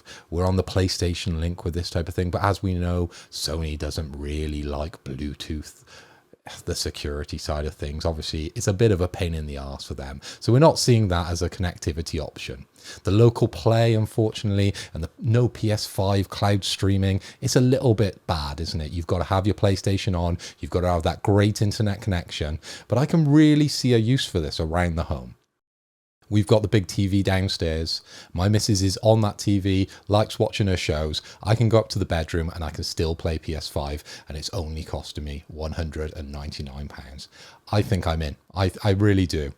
I think previously, when we were talking about this, I was interested because there was the possibility to be able to hack this, put some Android on there, and then, of course, we can have a look at seeing if we can get some older games. I would very much enjoy that process, but that price point, it's so hard to say no, isn't it? £200 for that thing. I'm in. I think I'm buying one of these. I really do. It'd be a lovely Christmas present or birthday present when this thing comes out, guys. Just putting it out there. Ain't gonna happen. Let me just tell you, Spence, I would rather shit in my hands and fucking clap. There's no fucking way. No way am I buying this. No Bluetooth, fuck off. No chance. I mean, it's nice having the 3.5 port, so at least you can do something. Like with my Astros, I could plug these in, I could play them, no problem at all. I could hear that sound. But no. I still think this device just totally flawed from the get-go. Nothing's changed. And all the news is bad news. The only thing about this is the price, which £200 isn't bad. But it's just the whole point of the device just hasn't changed for me. So my opinion, therefore, has not changed. This thing ain't going to fucking sell. It's going to sit there. It's going to collect dust. Why you need this when you could spend, in a year's time, the same price for another PS5 to put somewhere else in your house, and you just link up both systems so they share the games, is beyond. A TV's fuck all. You can go to Facebook Marketplace and just get a TV that is 1080p or better for basically free. I literally gave this style TV that was 40 inches away this week. Literally away, just to my wife's friend. Because it's worth fuck all. It's not even worth me putting on this, like 50 quid. What's the point? This thing's just a fucking joke. It really is. It's just an absolute joke. It just gets me angry. And the more we talk about it, the angrier it gets. And when I go around to Phil's, I'm going to smash it up. Jesus Christ. Spence, you're invited, but Davey, you're off the list now. Just hide it, mate. Just hide it whenever I come round, because I'll get it. I'll sniff You're it not out. on the list, you're not coming in, mate. Mate, I'll be like a bloodhound for that fucking Project Q bastard piece of kit. I'll find it, bro. No matter what I'll be there and over the knee, gone, obliterated. I've done the world a favor. Sorry for those kids that mined that lithium or whatever. Sorry for you. You've lost out on this. But it's gone in the trash, mate. It's gone in the trash. Get recycled, bro. Fair enough. I mean, well, Phil, thanks for inviting me over. And I'll tell you what, I'll bring mine because it's a day one for me. I think this little system, 200 quid, I just spent that much on a controller, on a DualSense Edge. For a controller with a screen in the middle, where, I mean, I'll be in bed playing it and my TV's right there and my PS5's right there. I could just be on the PS5, but I could also be portable. I just like the idea of it, and I really think 200 quid is actually a great price for it. A controller alone is 70 quid, a normal controller. Extra 130 to have a screen in the middle. I think that's quite nice. But my kind of question for you, Phil, is I don't think you should be buying it because you can just get remote play on your Steam Deck, and I feel like it'd probably serve roughly the same purpose. You know me, mate. I really just like my tech, so I think I'm just going to be buying it just for the sake of it a lot of the time. But I'm really liking, having the actual PlayStation controls with this, because of course it is literally just a DualSense in half. We get the haptics, we get the adaptive triggers, and they've got a really unique way of integrating the touchpads into this system because they've just put it into the screen, which I'm loving. Of course, we're not getting that with the Steam Deck integration. The syncing is a little bit off. Even playing some of the Steam games on the Steam Deck is a little bit off. So I'd have the same sort of frustrations playing my PlayStation game. I'm not going to be getting a PlayStation operating system on here. It's just not going to be as good as playing on the Portal remote, and £200. It's a snip, mate. Why not? Fair enough, mate. Fair enough. Tell you what, I completely agree. I think Davey, you're going to be very upset when you see your two best mates on the couch together playing on their Portal remotes. I think you're going to have a horrible day and you're not invited. I'll just pull out my fucking phone and just join you. And I wouldn't have paid, I'll say Enjoy 200 your quid. touch controls, mate. I'll just fucking Enjoy buy your a touch Backbone controls. 1 for like 30 quid off eBay and just plug that on. I don't get adaptive triggers, but you know what I will have? An extra 200 quid. And I could buy some King Ice chains. And I could just wear those instead. Take those wherever I want to go. Ourselves a thumbnail. Shout out King Ice, baby. Right. Let's move this on to the next bit of hardware because Davey is getting overly negative. So hopefully he's got a little bit of shine for the Pulse Elite wireless headset. So Spence, over to you for a little bit of detail. Sure. So for the Pulse Elite, I'm a bit upset that this was revealed as I have the normal PlayStation Pulse headset, but that's okay, I think. This is basically a new pro version of the headset that I already own, and I'm sure multiple people already own. It's PlayStation's flagship headset. It's basically probably their best way to get you 3D audio, I think, or their option for it anyway. It's the most native, I suppose, and all the buttons are on the headset itself. But this is the new pro version, which has an extendable mic on the side, which is very nice. Supposed to be a way better quality mic. I don't think the mic on the original Pulse is that good. I think it's okay, it does the job, but it's not a great mic. It also comes with a charging hanger. Lovely little bit of kit. I like that they're doing this with the DualSense Edge. Came with a case. This comes with a hanger, so you can hang it under your desk. Lovely. But it also has AI enhanced noise rejection, capable of filtering background sounds. Lovely. Nice, crisp, clear audio, much like ours on this show, boys. Lovely, well done us. But this does it in real time. Something we need to learn to do. That'd be great. This headset is also the first PlayStation audio device to use custom designed planar magnetic drivers for an audiophile level listening experience normally found in premium headphones for professional sound engineers. This is the first time this is going to exist in a gaming headset. So we're looking at some really, really good audio quality and a better mic for €149.99 USD, €149.99. That doesn't make sense. 129.99 GBP, again doesn't make sense compared to the last product, or 18,980 yen for the PlayStation Elite headset.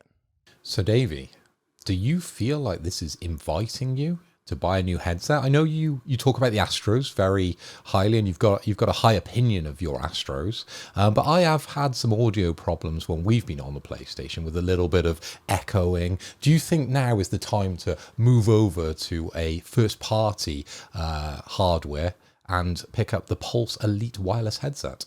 Well, I'm glad you asked. So the headset I use for the podcast and what I used to use on PS4 is my Astro A40s, and they're the best headset I've ever owned. They're incredible. The sound isolation, everything's amazing on them. For PlayStation 5, I use the SteelSeries 7 P+, which are the ones that I use at the moment. I really like the sound. They're really comfortable. Not as comfortable as the Astro A40s. And the mic does give you guys bleed issues, which is a real issue for me, something that's actually been bothering me quite a lot. I really like the design of this. I really do. The only thing that's put me off is those ear cups look shit. They look really, really tragically cheap. And that's the only thing that puts me off them.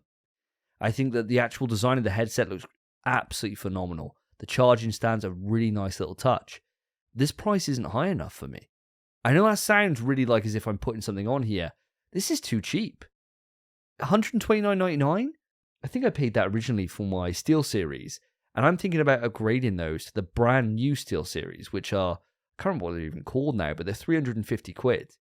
And they look lush, and they're really premium leather. Same kind of cost as what these Astros were with the dock that I had that came with PS4 at the time of its release. And you get what you pay for.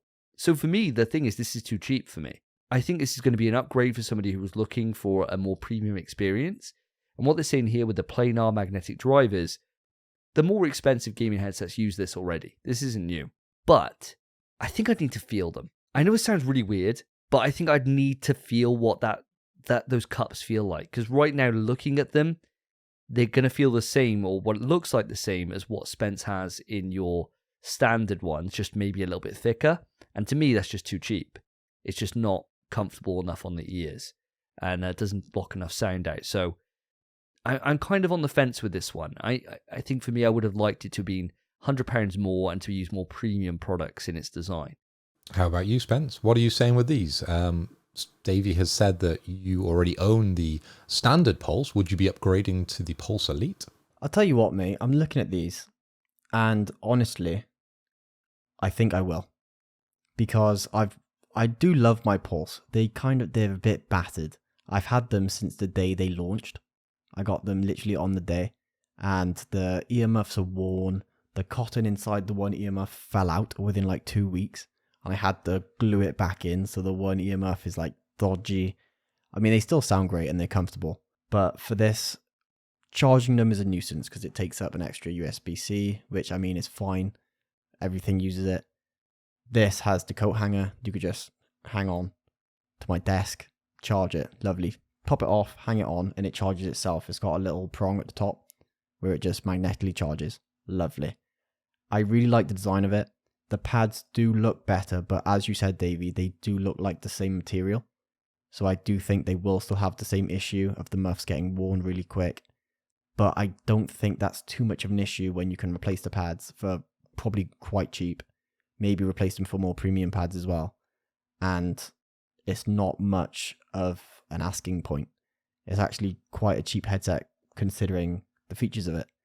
The only concern I have is that I love my Pulse headset because of all the buttons and control I have on the fly, on the headset itself. The pictures they've shown of this headset, I can't see those buttons. So I'm sure they're probably there, but I can't see them yet.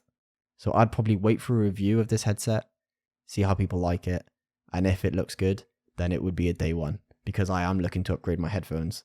And this kind of, if it works the way I want it to, is the perfect solution. Coming back to me, I've got to agree with Davey on this one. I really have. I think the price point that these are coming out at with the 129 feels too cheap. But then I have got to agree with Spencer on this one. There is a lot of positives here, okay? So they are more premium than the standard Pulse headsets. We have the retractable boom mic, so of course we're going to get some upgraded audio in that area. And I would have said your original Pulses weren't that bad. I had less issues hearing you than I did hearing Davey with the far more expensive headsets that he's talked about. I do find the hanger quite a weird proposition to go along with this headset, because I play my PS5 in the living room with the big TV. I'm not going to be hanging it on the wall in my living room. I don't know how that's going to work for me, so I hope there's some other alternative charging options. Possibly I can just, charge it with USB, hopefully. The AI enhanced noise rejection. That sounds very interesting, as well as using the new PlayStation wireless audio technology, the PlayStation Link. Happy to be doing that because, of course, Bluetooth is enabled on these, but you won't get Bluetooth attaching to your PlayStation. That is there, so you can answer calls at the same time.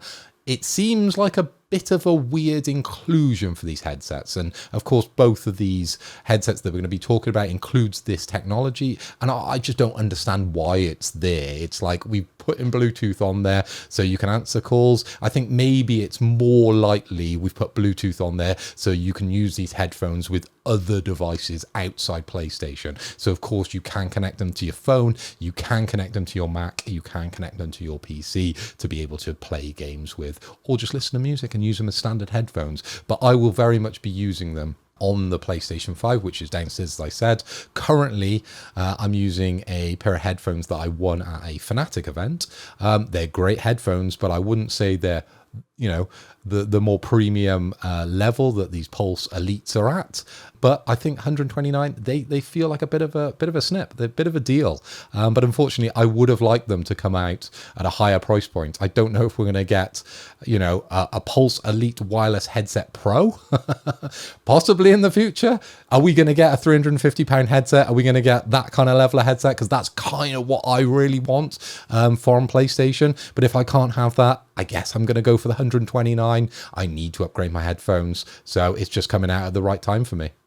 And that sort of leaves us, I suppose, with the Pulse Explorer wireless earbuds. Now, this one's a little bit of a confusing one for me. I don't know exactly when I would want to use these ones. I don't know if you guys are a little bit excited about these. They do look very cool. Now, Spence, I'm going to hand it over to you once again to fill us in on a couple of technical details. Sure, mate. So in regards to the tech behind these earphones, it's more or less kind of the same stuff included in the Elite in regards to the sound quality. They're using the exact same planar magnetic drivers, but you boys asked for a higher price point, and this might be your solution. So these earphones, they come with their own little charging case, which I'm sure you boys have seen it. Listeners, I hope you've seen it. It is beautiful. These little earbuds are stunning. I think they look amazing. And they're basically just a small form factor version of this Elite headset. Rather than, they don't have a boom arm sticking out, obviously. But they're very nice, and they're just nice little earphones for you to use. And they also have the link properties of the Elite headset, so that you can connect them to your PS5 and use the earbuds, which, kind of like you said, Phil, probably not too much use for, except something I'll get to in a moment. These are going to be coming out at $199.99 USD, €219.99 Euro, $199.99 GBP, and 29,980 yen. I don't know who did the conversions for these prices, because they are all over the place compared with these three products. It is ridiculous, but that is the price. Now, you boys wanted a more expensive product. Is this what tickles your fancy? 100%. Yes. 100%. And this is a day one for me. When pre-orders go up, I'm going to put a pre-order in. This is exactly what I want. For me, this is the requirement for VR. I think that the little earbuds that come with it are great. I'm really, really impressed actually by the little earbuds that come with PSVR 2 as standard and clip into the back of the headset. I use them all the time. I could use a normal headset over the top, but I don't. I use the earbuds. And these replace that. And also for me, as a unique case scenario, I use some Sennheiser earbuds, and they're fantastic. Sounds excellent on them. But they got a fatal flaw in their design. Even when the headset's fully charged, the little earbuds, they continue to charge in the case. So it just drains the case out to zero. So it means I need to put the case on charge the night before I go anywhere so that I've got a continuous day use. Normal earbuds these days don't have that issue. This is an early problem with earbuds. I need to replace my earbuds anyway. I can get some cool ass earbuds from PlayStation that I can use then on the way to work and at home playing VR. And if the sound's great, and if it doesn't have bleed for you guys, fuck, I'll just use these. Save ruining my hair. I can just put them on. I don't get a little dent in my hair. Bro, we winning all over the place. To me, this is a perfect little product, and this is exactly the kind of thing I want. Will it replace a full-on gaming headset? No, I don't imagine it will. But the sound quality I get on my Sennheisers is excellent. And if this kind of matches up to that with this kind of price point, which I imagine it will do, I'm all for it. Absolutely all for it. This is a day one for me. Damn straight. Glowing review. Phil, mate, how about you? Now, Spence, I alluded to the fact that I don't know when I would use these. And I think that's because I do have Apple AirPods Pro, but I very rarely use those, unfortunately, and they are sort of at the higher price point that these are sort of at, so I don't really need two sets. And at the end of the day, they never stay in my ears. If I was going to be using them for gaming, and you know what I'm like when I'm playing games, I'm all over the place. I'm jumping at all the jump scares. I'm, as we're going around the corner, I'm shooting the guns. I'm reenacting it all with the handsets. So yeah, these would be straight on the floor. I don't know if I could use these for playing PlayStation. I very much would want the overhead. Unfortunately, I don't care too much about my hair. I just care about hearing the audio. But they do look beautiful, don't they? And that it just keeps bringing me back. I keep looking at them. That case, those earphones, they do look beautiful, but I just don't have a use for them at all. Maybe if my earpods fall out as I'm getting on the train and I lose them, I might invest in the PlayStation ones because they are a sexy bit of kit. Have to concur, mate. Have to agree. They are absolutely stunning. And similar to yourself, I don't have the Pros, but I have the AirPod Gen 2s, I think they are. Just the normal ones, not those little in-ear ones. They're much more like the wired earphones that you used to be able to get. You can probably still get them. But I have those, and I use mine all the time on the way to and from work every night when I'm beating my... Every damn day I'm using those earphones. Every day. And these, imagine how it would sound. It'd be great. So I'm thinking, for me, I'd love these earphones, but I'm already day one on 2 out of these 3 peripherals, and the money's building up. So I don't know how I feel about it. They're not something I need just yet. My point that I was going to say, which you mentioned, Davey, is these would be perfect for VR. Absolutely perfect. But I'm not like you. I don't use those little clip-in earphones that came with it. I use my Pulse headset when I'm on VR, because it feels like when you play it, it's made for it. It fits so snugly in where the ears are on your PSVR 2. It fits perfectly. And I'm a bit concerned about that with the Elite because they kind of stick out. So I'm a bit worried about that. I'm sure it'll be fine. But if that is the case and the Elite isn't comfortable, then this would be a day one. I don't need them yet though. I already have a set of AirPods. But Phil, man, they are beautiful, aren't they? They are some beautiful little bits of kit. By God, it's. Do you know what they are? They're the thing that you tell yourself you don't need, and then as soon as you see your mates, you order them right away that night. That's what they are. I'm not gonna buy them day one, but I'll see Davey's on day one, and then I'll order them on day 2, and that's what's gonna happen. 100%. 100%. Yeah. Well, you're both welcome to try them. You're both welcome to give them a go. I'll show them off. I got no problems with you guys smashing them. Ain't the Project Q around my house. There ain't going to be that. So you got all the faith. You can touch them. You can put them in your ears. Put them in whichever orifice you feel like. As long as you wash them off and I don't know about it, fair game. Hi-oh. Hey-oh. So I suppose following this, Spence, and thank you, Spence and Phil, for running down the news with these different peripherals. We got a bit of breaking news when it comes to you audiophiles out there.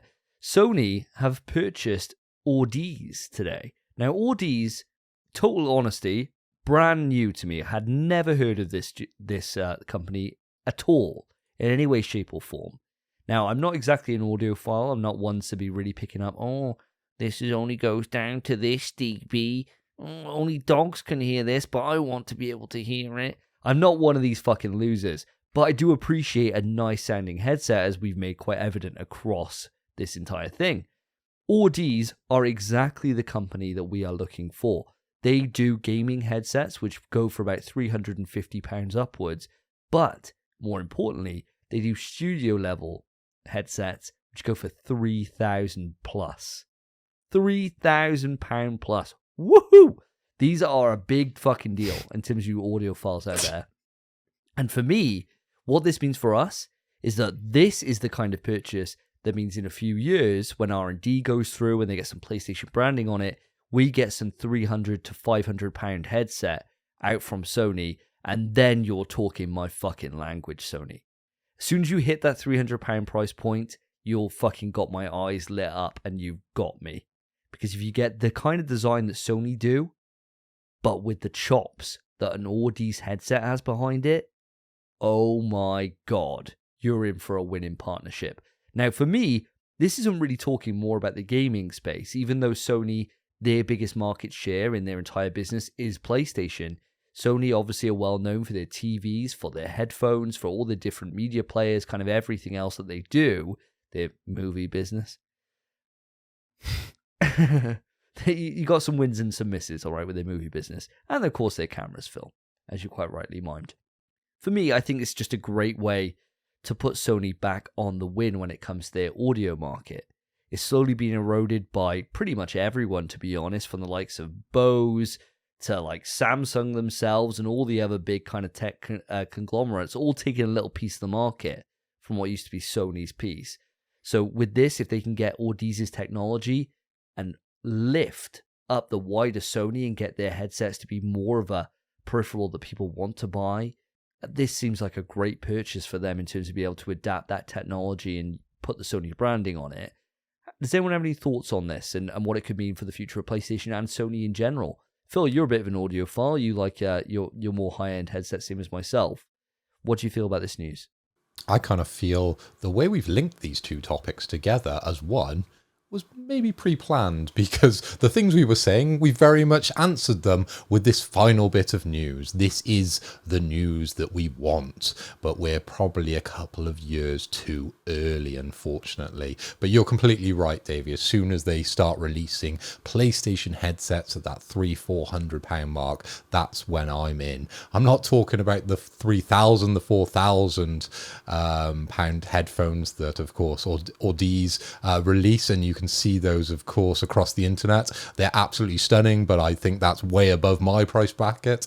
But as soon as they come down to the PlayStation market and we're getting that technology, as you said, with the Sony branding, I cannot wait. That's a dream come true situation for me personally. And Spence, I mean, I know you haven't forked out that kind of money before, but would you for this kind of pairing? It'd be easy, wouldn't it? Take my money, Sony. I mean, what? I'm going to buy a £450 console, a £550 PSVR 2 unit, and then not buy a £500 headset? Come on, let's be less than, and a £220 controller and a £200 portable device. I'm buying your headphones, Sony. Just make them. As soon as they're out, you rightly said it's years away. It will take a while, but if it does have the quality of these Audi's headsets, damn. Yeah, it'd be a day one. It'd be so easy. They could sell me 6 of them. They couldn't. That's way too much. I only need 1. But I'd do it. I would do it. Yeah, easy. And that would be my first premium headset, really, because I've mostly got middle range headsets. So I'd actually be really excited for it. I'd love to see what comes out of this. Listeners, I will pass it over to you. Have you got any thoughts about these different peripherals? Which one is your favorite? Is there one that you're going to be buying? How did you feel about Project Q? Now it's called PlayStation Portal. Has it price point swayed you over like it has with the lads? let us know in the comments section, or of course, write into the email pswetrust@gmail.com, or reach out to us on the socials. Loads of ways to get in touch. Just let us know. Let's move it on. Topic 2. And here we are, our second topic of the night. We've got a special guest amongst us. Carla, you are joining in PS We Trust, a PlayStation podcast. And the reason why I've got you on, more than anything, is because you are a trophy hunter. You put my record to shame, you put Spence's record to shame, and for God's sake, you put Phil's record to shame, which is just diabolical at this point. I don't have a record, come on. No, you really don't, mate. Carla, what trophy level are you at these days? What's your platinum count? Well, first of all, thanks for having me on, guys. Would you believe I actually don't know my level? But I am on 174 platinums. Since PlayStation changed over the levels from the old one where it went from 1 to 100, now it's gone up to 1,000, I stopped taking any notice of my level. Oh, I was exactly the same. I mean, when I hit platinum 100, I think I'm on 114 now, so I'm still kind of baby numbers compared. But when I hit platinum 100, I stopped caring at that point. I feeling like I was in the elite club, you know? Even though you're not far off kind of doubling me at this point. But the reason why I got you on, and thank you for joining us, Carla, is because I saw this tweet from you a couple of months ago, and it just sparked my imagination. And I thought, oh, I gotta pick your brain a little bit on this. So this tweet you had, you said, I've had my PSN account since 2016. I didn't properly get into trophy hunting until 2020. I've years of cleanup on all games to do, have quite a few unobtainable platinum games, and regret popping a couple of shovelware plats in my early days to boost my level. Tut, tut, tut. Considering starting over. Recently, Friday the 13th and Far Cry 4 became unobtainable, and it's made me think now or never. Has anyone else started over, and were they happy they did? I mean, what a question. What a question that is to ask an audience. So I kind of just nicked your question. I'm asking you back. What did you do, and what kind of brought you to this realization that this was something you might even consider doing? Well, right, I've been gaming all my life for as long as I can remember. It is my passion. It's my hobby. I absolutely love it. And I've met some amazing friends. You know, it's my number one thing to do outside of, you know, work and family and things like that. And, you know, when I started my account, I started a brand new account in 2016, and I didn't care for trophies, you know. Just wanted to play and finish as many games, spend as many hours as I could in The Witcher 3 and do as many playthroughs and, you know, uncover every question mark. And but then I got on to Assassin's Creed Origins, and I was very close to getting the platinum. Now, I had a few telltale plats before that. And I said, do you know what? I'll see if I can get the platinum. You know, didn't care about trophies, but I said, I'll see, I'm close. Now, back then, obviously, PSN existed, PSN profiles existed. There was a load of trophy hunters out there and communities that I wasn't aware of. I didn't even know trophy guides were a thing, you know. I was like, you know, so taken aback when I found out, like, there's actually people out there that do this, you know. But anyway, I was figuring out by myself how to get this platinum in Assassin's Creed Origins. And I was okay, that was cool, that's done, fine. And then later on in the year, I got the platinum for Spider-Man. And that kind of piqued my interest a little bit. I was like, that's kind of nice to have, because I'm a completionist in everything.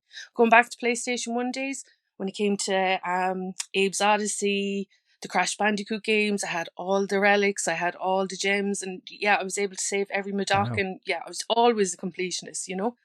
So then, I was trying loads of games, any game that came on PS Plus, I'd check it out, whatever.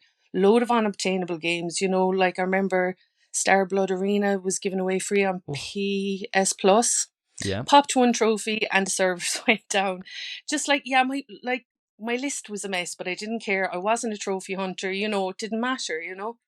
But then in 2020, the addiction began. And I was like, wow. And then I was on Facebook and I was like, I seen there was groups of people that do this. I was like, wow. I thought I was like the only kind of a little bit of a weirdo that wants to get these like shiny virtual things, you know. But anyway, yeah, it was 2020 then. I kind of slipped down the rabbit hole there with the trophies. And then, it began like, I don't care about DLC. I don't care about completion. I just care about the platinums. But then it began, that when somebody added me to PSN profiles. And Yeah. I remember seeing my name on there and all the really bad grades for all my games. And I was like, oh my no. God, get me off there. So I had to join PSN profiles, get my account off there, because I do have OCD tendencies, and I wow. just did not like seeing that. So yeah, I was working away for a couple of years, cleaning up my list, doing all I could, hit a few games, and joined PSN profiles last October. And I've been on a mission to clean up as many games as I can.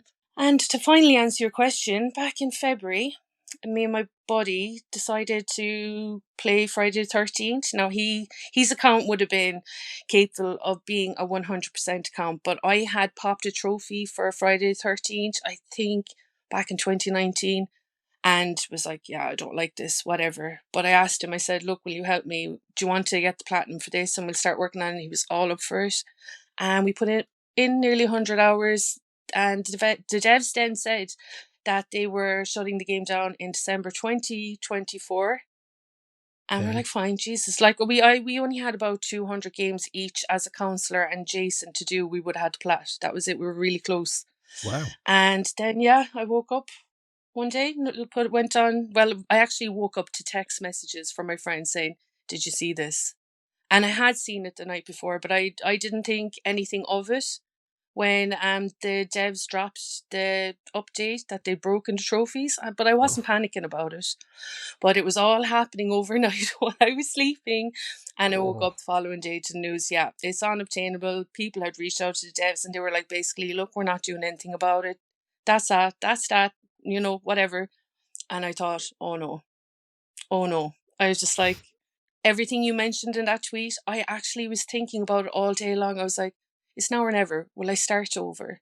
And just so I can, not have all, like I have a load of hidden games that I do plan on going back to cleaning up, but they're games I don't know if I want to like spend 100 hours cleaning up. I don't know if I'm going to enjoy them, And I just thought, yeah, and the shovelware stuff, I thought I was being very sneaky back then.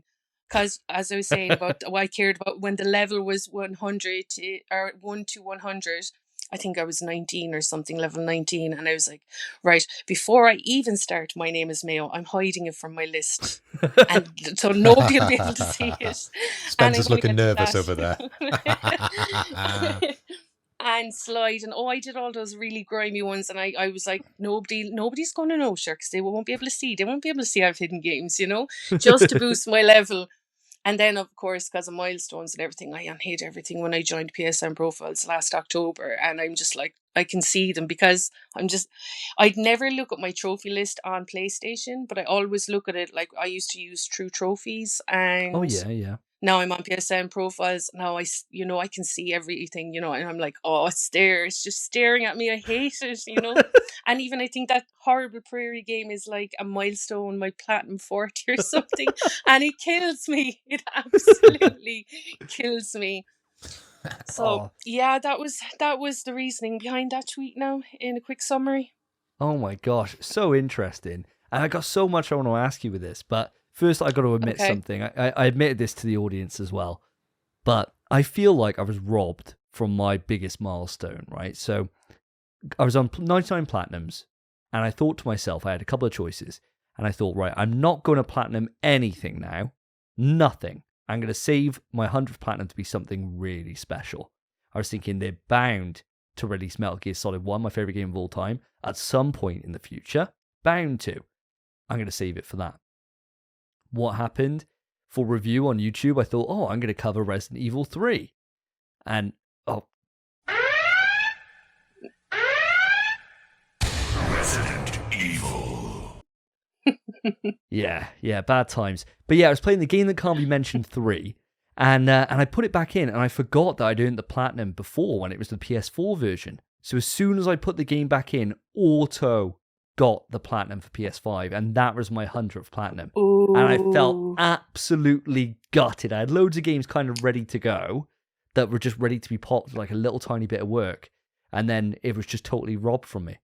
And so that was probably my worst wow. moment. Yeah, I felt sick a little bit, you know? You know, like when you look at your Oh, list and you're wow. thinking some of those bad, dodgy platinums, I felt like, oh, Mhm. like I've just had my house robbed from me kind of thing, you know? Like someone came in, Yeah. didn't steal my firstborn, because, you know, maybe I might be all right with that, but they took something else really precious, you know? They took like the PlayStation 5 itself. No! Can't get one of those again. Wow. Yeah, bad times, bad Yeah, times. that would definitely hurt. That would definitely hurt. Savage, absolutely savage. Before we start diving into some of the nuances around like what your favorite games are that you've platinumed, which ones you're most proud of, that kind of thing, I do want to ask you, when you're talking about PlayStation, like the PlayStation like kind of trophy groups that you've mentioned there, and you were saying about Mhm. grading for them. Now, I've signed up to PSN profiles, and I'm on there somewhere. I don't really check it though. I haven't really gone down that avenue too much. I haven't got that kind of addicted to that whole thing. How does that grading work? Is it done by rarity, or is there something else? No, no. So on PSN profiles, that's the one I was referring to now. Is that what you're asking me about? Yes, yeah. When you're talking Yeah. about the grading for games So and stuff. so the grading is like how much of it you've completed. You could have Right. a game, could have a game platinumed. Like we say, oh what? I have this is terrible, but I have the platinum for Drive Club. But the All right. completion is only 23%. Wow. And because of all the DLC, I actually don't know what grade that is. But if you have a platinum and has DLC, you could have an A rank, but you have to complete the DLC to get it S ranked. So F would be if you haven't earned a trophy. E could be one trophy. And it depends then as well on how hard the game is. Or like we say in Super Meat Boy, you could have maybe, I don't know, 5 trophies and you'd have an A on it because it's really hard to complete, you know, because it kind of does go by the rarity, but to have it 100, you have to have the game 100% to have it at an S rank. Okay. So is it kind of similar? About 2 weeks ago, I platinumed the Spider-Man Remastered, Mhm. but I didn't get all the trophies for the DLC. Yeah.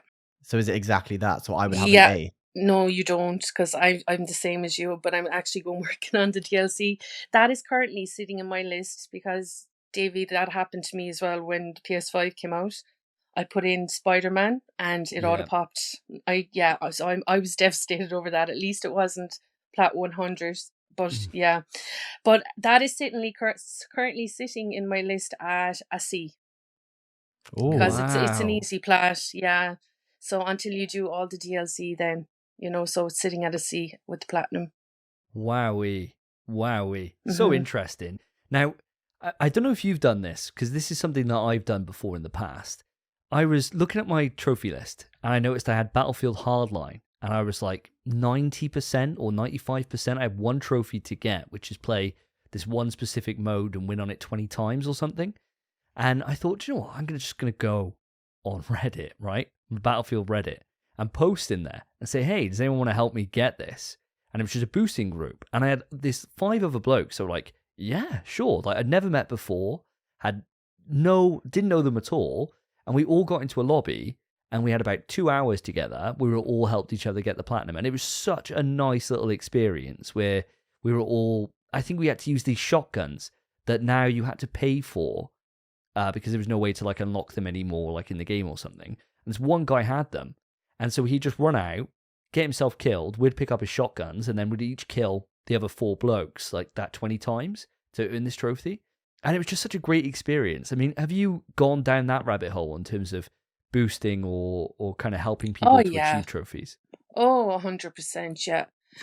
Before I joined PSN Profiles last October, I was looking for people to do Red Dead 1. Online on that, I recruited people from Twitter, Discord, Facebook, and I had a few friends recruit people for me too because we needed, including myself, 9 people for one of the trophies. Whoa. So that was absolute nuisance. Now, if you're on PSN Profiles, you just put up a session. You're looking for how many, here's the trophies you want to do. Now, I don't do that myself. My friend does it if we need to set up a boosting group. But yeah, I have done what you've said. I've also I've messaged somebody that I saw in Reddit was saying they were looking for people for Firewall Oh yeah. 0 hour, and yeah, so I messaged him on PlayStation, and yeah, that's how I got into that boosting group. Oh wow. Yeah. I'd say it's nice, isn't it, to be able to have like such an open and welcome kind of group where they're willing to sacrifice their time to be able to help people. Have you ever had any like kind of negative experiences, or have they all been relatively quite Yes, positive? that's. I was leaving you speak because you were like, "Yeah, wasn't it really nice?" I was like, "Not always. It's not Oh always no. really nice. No, no. I've been like I've been very lucky. I have been the majority of my boosting sessions have been amazing, but there is one group we won't mention names because if any of them see, they'll know who they are, and yeah, they weren't very pleasant and. Went in there. I messaged in the group and I said, look, I haven't played this game in a while. Would I need to do the tutorial? And the person who was like in charge of the group saying, no, once you get in, people explain what we need to do, you'll be fine. And wow, I was screamed and yelled at. I was like, this is insane, being spoken to in this manner. I was like, oh, things I'll do for trophies. So I just let it slide. But I spent, I'd say, about 70 hours playing with these people. Oh And my like they did mellow god. out in the end. Yeah, they did mellow out Jeez. in the end, but in the beginning, and just because I didn't know what I was doing, and it was there for everyone to read, that I said, look, I haven't played this in a while. Do I need to tutorial? Blah blah blah. But yeah, so it's not always a pleasant experience. But I do have friends like I know a lot of people hate multiplayer trophies, but I'm very lucky that I have friends that I can, like, I was doing GTA 4 before I got on here with Oh my my god. friend, and we were talking about like we need at least another 4 players for some of the trophies, and he said, look, I'll post it on PSN profiles and try and get a group together for next weekend. And usually it goes fine. Fair play to you. I mean, 70 hours with a group 70. is a hell of a long time. I think, Spence, the only games that we've played that long together is like COD, isn't it? Like, Yeah. surely, like Competitive 70 hours games, with you, not for platinums. Yeah. 70 hours just with you would do my head in, I reckon, playing one game. Let alone if you got a group of randoms together, it's just ridiculous. Oh my god, fair play to Oh, you, it was Carl. hard. It was hard, and it was so boring as well. It was so boring. Oh But my you god. just, I'm going to be super proud of that platinum when I have it. I haven't finished it yet. I still have a lot of solo grinding to do, but yeah, I got most of the multiplayer stuff out of the way. Oh my gosh. Yeah, well that is one to be proud of, that's for sure. Definitely. Mm-hmm. Now, before I ask you a shed load more little questions that I've got going on, Phil, I'm pretty sure you've got a question that you're looking to ask. Yeah, sure. Okay, and I've been a little quiet on the introduction for this because I'm not the biggest platinum hunter out there. I have a grand total of 13 platinums, okay? And I'll explain a little bit about that once we get your answer to my question. So what I wanted to know is that when you get a new game, how do you go about planning your sort of platinum run for this new game? Do you go out? Do you do your research? Do you try and get as many as you can on your first run? Or is that very much the first run of the game, kind of just to experience the game first and then you go back through to kind of pick up the ones you missed? Oof, now that's a good question. It really depends on the game. If it's a game that I just say it's a game on PlayStation Plus, I didn't buy it with my own money. It's a game I'm playing because it's been given to me. I will look up a guide and make sure there's no missables. If there is missables, how I'm going to go about it so I can just at least maybe have one run.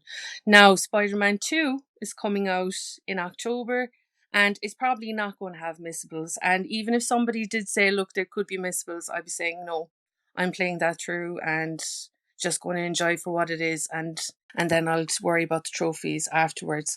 So it really, really does depend on the game for me, and because sometimes I just like a quick platinum between, the big hard, easy, or grindier games, and just want a quick plat, and yeah, then I'll have a look and see if anything is missable. Fair enough.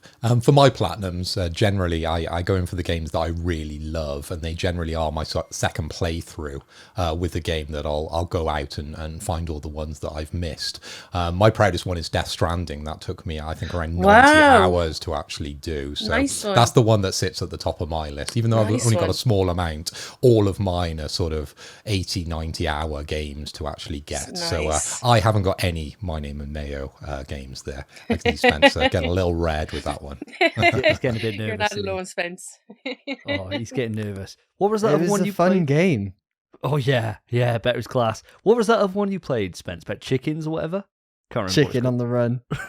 Chicken on the run, mate. Cost me 99p and it took me 5 minutes. Oh, I got 4 platinums that night. What a great time.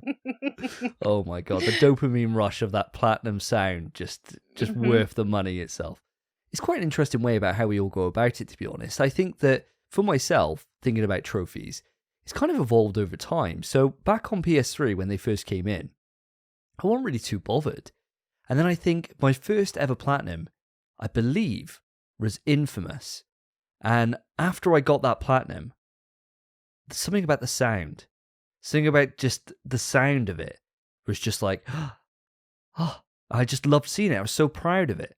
And then it kind of forced me then to go back to games that I adored and be like, right, I'm going to earn the platinum for this. Like, I think my most proud platinum, I guess, is probably Resistance 2, I think. And that was a 10,000 kills online trophy, which was quite a long time. And I became cracked at that game. Oh my god, I was sick. By the end, absolutely busted. You know, like a 40.0 KD ratio. It was nuts. I was running around people. Wow. So most people would just quit after like, I don't know, a few games. Probably didn't love it that much. And I was just like, I love this game. I knew where everything was spawned. 5 seconds later, I'd be like, after getting the grenade, it's back, baby. Just start doing rotations, just knew everything. 5 steps till I get to here. 7 steps till I get to this place, and he's dead. And it was something else. But as times kind of changed, I've been able to kind of step away from the grind, like kind of mindset that I had with games. Like I used to do what you do now, Carla, in terms of I used to get a game, put it in, and go straight onto like Power Picks or wherever, and have a look to see the trophy guide and see how long it is. And now it's more of a case that I'll generally do the first playthrough kind of blind, and then make a decision then in terms of, do I want to dedicate the time to this? Do I want to go for it? But there are cases where it's quite freeing to know that this is something you're not going to go for. Like me and Spence, we've been playing After the Fall on PSVR 2 at the moment. And we fired it up. Cool. Oh, great little game. And, and we fired up the trophy list for it onto like Power Picks, wherever it was. And it was like 500 playthroughs. I'm like, nah. No. I like it, but 500 playthroughs is a goddamn lot. Even if it is a grinding, just repeat the same thing on harder difficulties for better loot. 500 is a big old ask. So I was like, right, well, that's quite freeing in a way. You can just experience it, and then when you want to come off, you got no pressure to be able to kind of go in and see this experience through. I mean, Spence, I don't know how you go about confronting your games. Do you have a certain structure that you use? My structure is quite similar to yourself, Carla, where it's depends on the game, it's situational. Like with the big hitting games like your Spider-Mans, your God of Wars, I usually just want to play the game. Yeah. But I typically don't use Power Picks Power Picks is the one I use.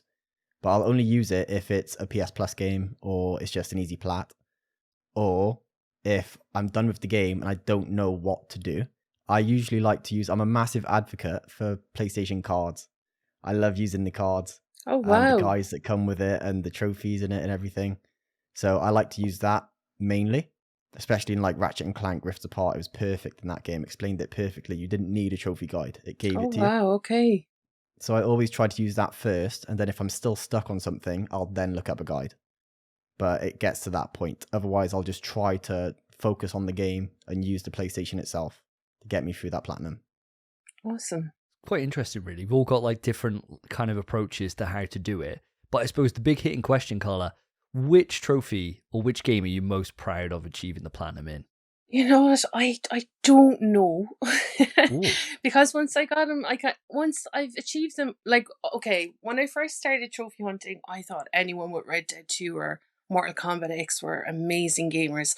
Then I got them and I'm like, yeah, but they weren't that hard, you know? So I don't really have Humble anything. I brag. don't have no, but honestly, they do take a while, but they're not hard. So you just have to have, you know, the time commitment for it. Yeah. But once I haven't got anything that I can go like, oh, I've got Super Meat Boy. You know, I'd love to be saying, oh, I've got Super Meat Boy, but I don't, you know, and I probably never will. But yeah, I don't no, I don't really have something that I'm super proud of. We always have a thing Wow. on our show which is called like a big dick platinum. So the kind of platinum that you'd show off, that you'd be like, yeah, here we go. This is my big dick platinum. And the one that for me is like just the shadow that I'll never quite catch, you know, is Wolfenstein 2. And that Yeah. trophy list is just wild. And I look at that and I think, Yeah. never. Absolutely never. And I could try it for like a million years. I don't think I'd ever achieve it. But the moment I did, I think it's at that point you just hang Oh, you up the do? controller. Wow. Well done. Oh, You no, I did. don't have You got it. did No, you? no, no, no, no, Oh, no, I thought no. you said you did. Sorry. Oh, God. Oh, no. No. Yeah. I got to experience what it would be like to have it, though, for that moment. So you kind of gave that to me, which was quite nice. And now that might encourage me to try it for myself. But no, You I'm not should. no way near good enough for that. No way. You got to And be... you don't know until you try. And there's strategies out there as well, because I have a friend and he's got all the hardest plats. And he is a good gamer, but he's very humble and he's like, no, I'm just a tryhard. I'm just a tryhard. And he says, like, there's a strategy for everything. You know, there's ways around things. Now, obviously, it doesn't. You have to have a lot of skill for these kind of things, but practice makes perfect as well. And I always think that. I was like, because my friend and I are going for the heist on GTA. The Oh, yeah. Doomsday Heist, the Criminal Mastermind trophies, and the Elite. And I was like, it might take forever, but if we keep trying, we're eventually going to get it, you know? So that's kind of true. the way I look at it, you know? No, That's you're if right. you want to, of course. No, but you're right, though. It The is just a patience. case of just patience and just try again, isn't it? You know, more than anything, I suppose. And just that mentality just to not quit and just to see it through again and another. And just keep on going, another run. We can do it better. We can do this better, whatever it is. Absolutely, 100%. So, Carla, I got one last question for you, which I think would be quite interesting. If somebody came to you and said, Carla, your life could have gone two separate ways. You could have gone down the path where you never experienced trophies, where ignorance was bliss, or the path you're on right now, which would you choose? Do you kind of regret getting into this whole metagame of trophies, and has it been a positive or a negative influence on you? It's been both, if I'll be absolutely honest. I love it. I really, really do love it. But you know what? It's kind of become a little bit of an obsession. You know, as I said earlier, it started out with just platinums, not caring about my completion. Now I care about my completion. And now I'm spending crazy money on DLC to get my games that are already platinumed at an A on PSN profiles, to get them up to an S, you know, the 100% and stuff like that. Like, I wish I didn't have that mindset, you know. So I wish there was a balance. I wish I was how I was years ago, just caring about getting platinums. And yeah, do you know what? That is actually a very, very hard question. Yeah, Because yeah, it is a tricky one. And I mean, it's something that I've thought about before. Like, one of my mates, he just mutes trophies, so he never hears them. He never gets a Okay. notification. And I think he's just an absolute nutcase, right? I just can't understand why. It's just madness, absolute madness. But he lives in this carefree existence where he's like, oh, I earned the platinum the other day on this game. I didn't even know I even was close. And I was like, oh, wow, is that going to get you in? He's like, no, I didn't care, mate. And I was like, what? Like, I'm constantly checking my list. Yeah. Oh, am I close? Am I not? Oh, if I do it this way. Yeah. And I think for me, the one thing that Platinums has done to it, and I don't know if you agree with this or not, Carla, is that it's made me approach games that I enjoy just in a different way than I ever would think about doing. So, for example, you could play a game and it says like, oh, for this run, you need to do it in sub this amount of time, or you need to do it without going into the item box this amount of times, or whatever it is. You need to Oh, yeah. put these kind of difficulties that like kind of an artificial difficulty on top of whatever the difficulty is. And especially when you start being smart about it and you start combining things. So I'm going to do a no-hit run combined with these other things. You make it super hard for yourself. But it kind of forces you to do that. Do you find that it does open up kind of the way to play the game rather than anything else? Oh, 100%. It's the game you're on about, like Resident Evil 2.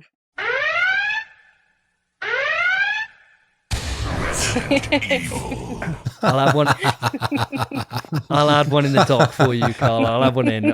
I'm sure one of us will have that in your absence. All right. But yeah, it is. Yeah. So that and any of the games that can't be mentioned, they've all got these little tweaks and little things to the trophy list, which always just open it up to play it in a different way. So like that, for example, I tried playing that when it first came out. I thought I'd brave. No, I'm not. I'm terrible at horror games. Terrible because they scare the life out of me. And I saw Mr. X before I started playing the game, and I was like, he's not even scary, you know? So I started playing the game then. So I was running into zombies, running into lickers, and then I had him running behind me. And I was like, oh, screw this game. I'm actually hiding this from my list. I'm not going to get the platinum from this. And I was like terrified. But I actually took it out of hiding recently. And I said, no, screw this. I am going to get the platinum. But there is a guide on YouTube. And he does the platinum in 4 hours. Now, that does not mean I'm going to get the platinum in 4 hours. But he's going to hold my hand the whole way through. I'll literally watch a minute, play a minute for the whole thing if I have to. So, yeah, you know, like I would never in a million years like play a game like that. But for the platinum, I will do all these runs and get this guy to hold my hand the whole way through just for the platinum. You know, that's not really the way you're supposed to play games, but you know, anything for a platinum. Anything for a platinum. And that's what it's all about at the end of the day. It's fun to be able to go in and get some extra playtime out of these games and just find new ways to play and experience them. And that's what I think is always great about trophies. Well, Carla, it's been an absolute pleasure unpicking your mind. Now, where can people find you? I'm on Twitter at Karlat984, KARLAT984, and that's where I post all about my triumphs and what I get up to in gaming and my platinums. Well, it's been an absolute pleasure having you on. You're always welcome. The MPS We Trust doors are always open to you, Carla. If you ever want to come on by, talk about some of the difficulties that you've had, or if you want to shout or scream about a good or bad list, because we certainly love dunking on a bad list on this show, then please, by all means, let us know. You're more than welcome. It's been an absolute pleasure to have you on. It's been lovely to chat to you. Brilliant. Thanks so much for having me on, guys. It's been great chatting, yeah. I've really enjoyed it. Yeah, sharing, isn't it? Sharing is caring and just getting sharing it out is there. caring. Definitely is. Absolutely. But thank you Thanks ever a so million, much, guys. Carla. Been a pleasure. Take care. Bye-bye. Well, with that, Carla is gone. What an absolute lovely guest. And it's nice to have someone on that's just a way more hardcore than we are, lads. You know, really put us in our place, I think. Really showed us up quite a bit, to be honest. You know, I think, if anything, I'm more motivated now to pull trophies out my arse and start getting some juices out there. You know, something to be proud of, I think, that we can embody Carla's example by.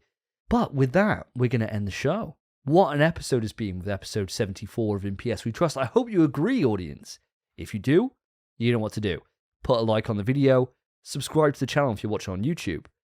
Maybe put a comment on there. What is the trophy you are most proud about achieving? Let us know. If you're listening on podcast services, then of course, click to follow the podcast, put a rating on for God's sake. Come on. Our last episode did great numbers. And I saw that our ratings went up by one. Especially you guys on Apple. Sort it out. There's only 4 reviews on there. What are you doing on there? I mean, I know everyone's on Android these days. But even so, put your ratings on. It really helps the show. And it means I'm not going to come round. You don't want me to come round. I'll eat all your rich teas. I'll eat all your biscuits, baby. I'll eat them all. So don't cross me. Put your ratings on. But that is it for episode 74 of In PS We Trust, a PlayStation podcast. I've been Davey. I've been Armoured Core. And I've been Spence. Take care, guys. Peace.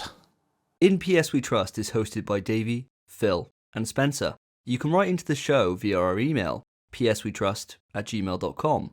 Our Twitter is @inpswetrust. To find each of us online, follow our Twitters @SSJDavey, @PhilipHoy, @SpenPie_. Thank you for listening. Take care of yourselves. Take care of each other. See ya.